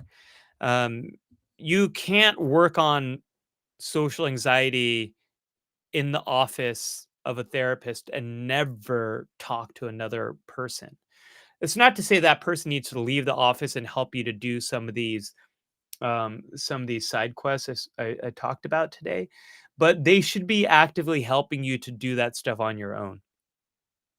Um, if you have many different anxiety struggles, many different diagnoses, anxiety or otherwise, what do you do? Here's what a good therapist will do. A good therapist is they're not so focused on your diagnoses. Diagnoses are just collections of problems. You have social anxiety. Well, you have a fear of evaluation, embarrassment, rejection, and you deal with that by avoiding social situations or you perform poorly in those social situations. That's that's those are the collections of problems related to social anxiety. You have generalized anxiety. Well, you have a hard time with worries in controlling those worries. You have a lot of tension in your body. You probably procrastinate or you're perfectionist, things like that. You have a phobia. Well, there's an everyday situation that you avoid to the point where it's interfering with your life. These are just collections of problems. That's all a diagnosis is. And I used to say, like a well-trained monkey could give out diagnoses. Now I say like a really bad AI is capable of asking the right questions and giving you a diagnosis. The real magic is what we call mechanisms. What are the mechanisms behind these problems? Mechanisms are the engine that, when they're turned on, they create those problems. And most people with anxiety that's impairing, that might be an anxiety diagnosis, diagnosable anxiety. They probably have a few different diagnoses. They probably have a phobia and maybe social anxiety, and maybe they have some generalized worry. So, a good therapist will look at the big common mechanisms, the big common engines. So, it might be intolerance to uncertainty. What does that mean? When you don't know what's going to happen, your body is like having this allergic reaction to the unknown. It worries too much. You try to get more data. You try to get reassurance for other people. You spend a lot of time practicing, rehearsing. That's intolerance to uncertainty. Everything in your treatment then should be targeting that problem, because that problem is probably playing out with social situations, with phobias, with important relationships, with your work. So a good therapist is going to try to understand what are the common problems behind all of this stuff and go after that. Um, that's what they should be doing. And the other thing, S, your therapy should not be a mystery. It should be like the engine of a car. You can lift up the hood and see how it all works. Although with a lot of electric cars, sometimes there's no hood. But your therapy should be like an open machine. You can open it up, see how it works. If your therapist is saying, just trust me, or we're moving on the right way and it's very mysterious, it's a red flag. This is not um this is not some kind of mysterious thing. I mean, the mind is mysterious. We don't know how all of it works, but our treatments are not mysterious. They should be pretty straightforward, and you are the collaborator with your therapist on the treatment. It should feel like a collaboration. It should feel like you both are working together on it. Aniket says, "Oh, thank you for the heart, S. I appreciate that. Good to see. Good to see the emojis." Aniket says, and by the way, I've been saying it Aniket, but maybe it's Anikit. I hope I'm saying it right. Folks, I get so anxious. I get so anxious about saying people's names. And someone taught me, I used to sell Cutco knives right out of high school. And my boss asked me, "How do I say your name the right way?" And I said, "Oh, you can say it however." And he said, "No, a person's name is the most important sound to them, and I want to make sure I say your name right." I always remembered that. And then a few years later, I learned that he just ripped that off of How to Win Friends and Influence People by Dale Carnegie, but it's still good advice. It's one of the things I hate here. I so often can't get that real time feedback of am I saying your name right or not, and how to say it correctly. Why is it so easy to talk to people via text than face to face in person? When I talk to my friends, classmates, and social media groups, I'm probably the funniest, most charming guy. But then I go silent and shy when talking to the same group in person. If only I had half of my online chatting skills IRL, I would have made a really cool bunch of friends. That is a great point. Um, and it makes me think that I've probably been saying your name wrong. So if you're still here, let me know. Here's the thing about that. For some people, texting is easier. For some people, it's harder. For some people, it doesn't matter. It's all hard or it's all, the same. My wife hates texting. It makes her deeply anxious. She would much rather pick up the phone and talk to you or FaceTime with you. She hates not seeing the faces. She hates not seeing hearing the tone of voice. She never knows what to say. Like even with her best friends, she doesn't text. She barely texts me back. It's actually kind of annoying. Something we have fights about all the time. So, this is a very beginning of this live stream. I talked about how no two people have the exact same form of social anxiety. Everyone's is a little bit different. And for some people, the structure, the prediction, the having time to think about what to say, um, taking more social risks, it's all easier over text. For other people, it's the opposite. It's easier to do that in person. I wouldn't worry too much about why it's easier for you versus other people. What I would think about is how can you practice taking some of those comedic risks that you take on chat in person and see what happens there. You might want to start just with one or two people that you're closer with. Um, it sounds like there's a filter for you that's coming up IRL that doesn't come up on in text. And so practice experimenting with that filter and loosening it up just a little bit and see what happens. I don't know if I answered your question. I answered some question. I said something. Who knows? Simon says, I usually do things even if I'm nervous. I do it like a challenge. I want to do it more if I'm struggling, but I've noticed nothing that helps me when I start. I'm mostly worried about my performance. I think I already answered this question. Simon, I think you asked that in the question section, but let me know if I am wrong there. Simon said, I started using glasses very late a few years ago and was ashamed to wear them on my university classes, even if I would sit far and I couldn't sit to all my lessons. And also for a year or two, I didn't wear my glasses in my online meetings. Simon, I did the exact same thing. The very first lesson in my course is about how I refused to wear glasses at a Star Trek convention when I was a kid, and I missed out on the opportunity of seeing my childhood hero, Leonard Nimoy, Spock. I also didn't wear them for a few years, and it made my vision so much worse. Um, the thing about that, Simon, is like now there's so many people who wear glasses without a prescription and they wear it for fun. Um, they wear glasses to look more attractive, which is so wild for me. So find a pair of glasses that you like, and if you don't like that, and if you're able to, you can think about contacts. That's an option too. Um, but it's so normal to have glasses now. It's so commonplace that what's coming up for you like everything we've talked about is probably your social anxiety and not so much based in how other people are actually reacting. The thing to remember is when someone sees you with glasses, they accept it as if you've worn glasses your entire life and it's totally normal. Um, there's a little bit of adjustment period for the people that know you, but they pretty quickly get used to it.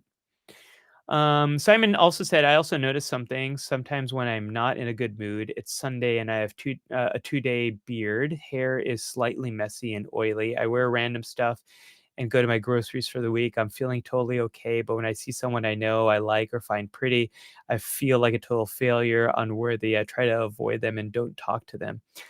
I mean, I think that's fine, Simon. We all feel that way. Um, uh, uh, it often happens that we don't always feel our best, and we go out and we might run into someone. I think again, everything we're talking about is showing up as authentically you as you can, and that is something we all do. Um, I think it's great to show a range of who you are outside, because if you have a very narrow way that you present yourself, then the moment you have a bad day, it's going to be like, "Whoa, what happened to you?" Um, so I think showing ranges of yourself and how well put together you are. I never wear this shirt because I'm more of a t-shirt guy, but I don't like wearing t-shirts on this thing because that's not the brand of Dr. Ali. I have to be cool and authoritative. So showing a little bit more range to yourself is a good thing because then it doesn't stick out so much when you do have those days. Fix says both sound like me. I get you. Um, I saw this video and it was great. I love the superhero picture from your wife. I don't remember which video we're talking about here.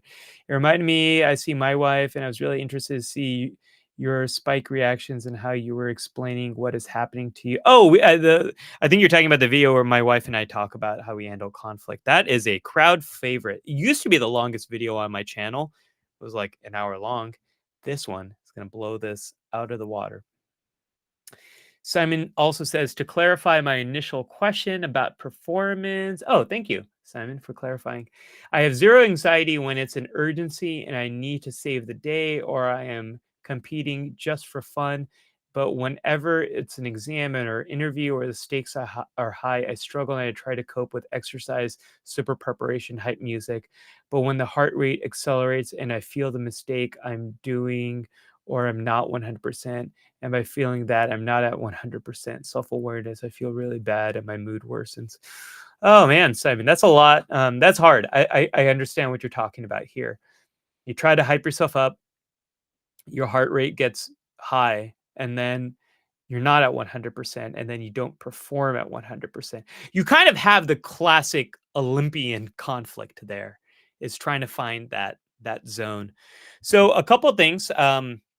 As someone who is a healthcare professional, not your healthcare professional, I would encourage you to talk to your healthcare professional and just make sure that there's no issues with your heart rate and everything is fine there. Just talk to your doctor and make sure that's fine. The other thing you can do with your doctor is you can talk about what, if anything, you can do.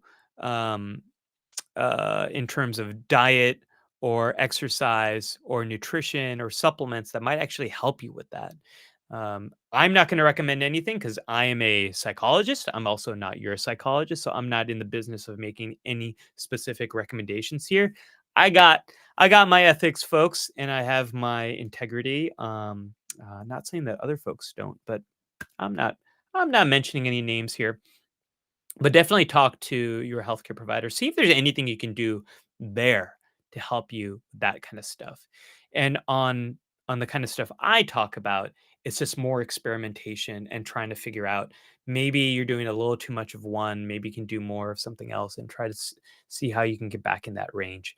And sleep. If I was your healthcare professional, I'd want to ask you about your sleep and see how sleep is factoring into all this stuff too. And No matter who you are, you might not be able to get more sleep, but you can always improve the quality of your sleep, whether it's a sleep mask, earphone, not earphones, but oh gosh, I have mine right over here somewhere. I love these things. I've got these lovely little not ear pods. What are they called, folks? You know what they're called. Earplugs. Earplugs, thank you. I've got some sleep ones and I've got some everyday ones that allow some noise in. You can have a really good sleep routine that kind of chills you out before. I've had a really hard time with worries the last few months. And so I have found that reading fiction is the best thing for me to do before I go to sleep. I wasn't ever a big fiction reader in my entire life. I've been more of a nonfiction reader. I like reading a lot of stuff about art and mental health and creativity and memoirs. But fiction has so helped me to chill me out before I sleep and help me to fall asleep better. So, always ways you can improve the quality of your sleep. Let's see. Christopher says, "How can I get better at deciding what to say or what to do in a social situation? My anxiety paralyzes me to make a decision, and I always doubt if I made the right decision." There is no right decision, Christopher. Humans are weird, and social situations are awkward. And there are an infinite multiverse of ways a conversation can go. So there's no right answer. There's no right thing to say. The right thing to do, however, is be focused on the other person, be focused on what they're sharing, and build and add to it, and slowly share more of yourself. That is the best conversation you can have. It can go in many different ways, but as long as you're listening to the other person, building on what they are saying, slowly sharing more of yourself, you're giving the best gift you can give someone, which is a gift of your time and a gift of your attention. Um, as if all else fails, Christopher, just reflect back what they've said. I've got a video titled "How to Listen Like a Therapist." Follow the advice in that video. Just reflect back in your own words what they said, and that'll keep the conversation going, and it'll show that you've been listening. No, the bee video. Fix knows that video very well. Um, Folks are still here. I still have a few questions that came in late from the community. I can go through those and do a rapid fire round. Would people like that? Do people want me to do that? Um, I am gonna do that until people say, "No, Ali, don't do that. We are so sick and tired of you." Let's see if I can get through all of those questions. Man, this will be an epic live stream. Okay, let's see here. Let's see if I can get through these questions. I've got them pulled up right over here. Okay. Starting conversation, we answered that. Discomfort, answer that. Entering a new romantic situation. Best advice for that is you take it day by day. Don't get ahead of yourself. Don't think I'm falling in love with this person. Don't think this is not going to work out. You take it one step at a time. And when you're entering a new romantic relationship, it is a very slow process of revealing who you are and seeing the other person in many different kinds of situation and seeing if there is a vibe there. Socializing groups of 5 plus, that's weird and awkward. Try to, if it's like a weird dinner situation, try to connect with the people physically close to you. Um, Being able to start a conversation when I need to for appointment making. If you're just making like a professional appointment, just kind of stick to the professional stuff you need to do, and that's totally fine. Um, Avoiding embarrassing myself and therefore I can't think clearly.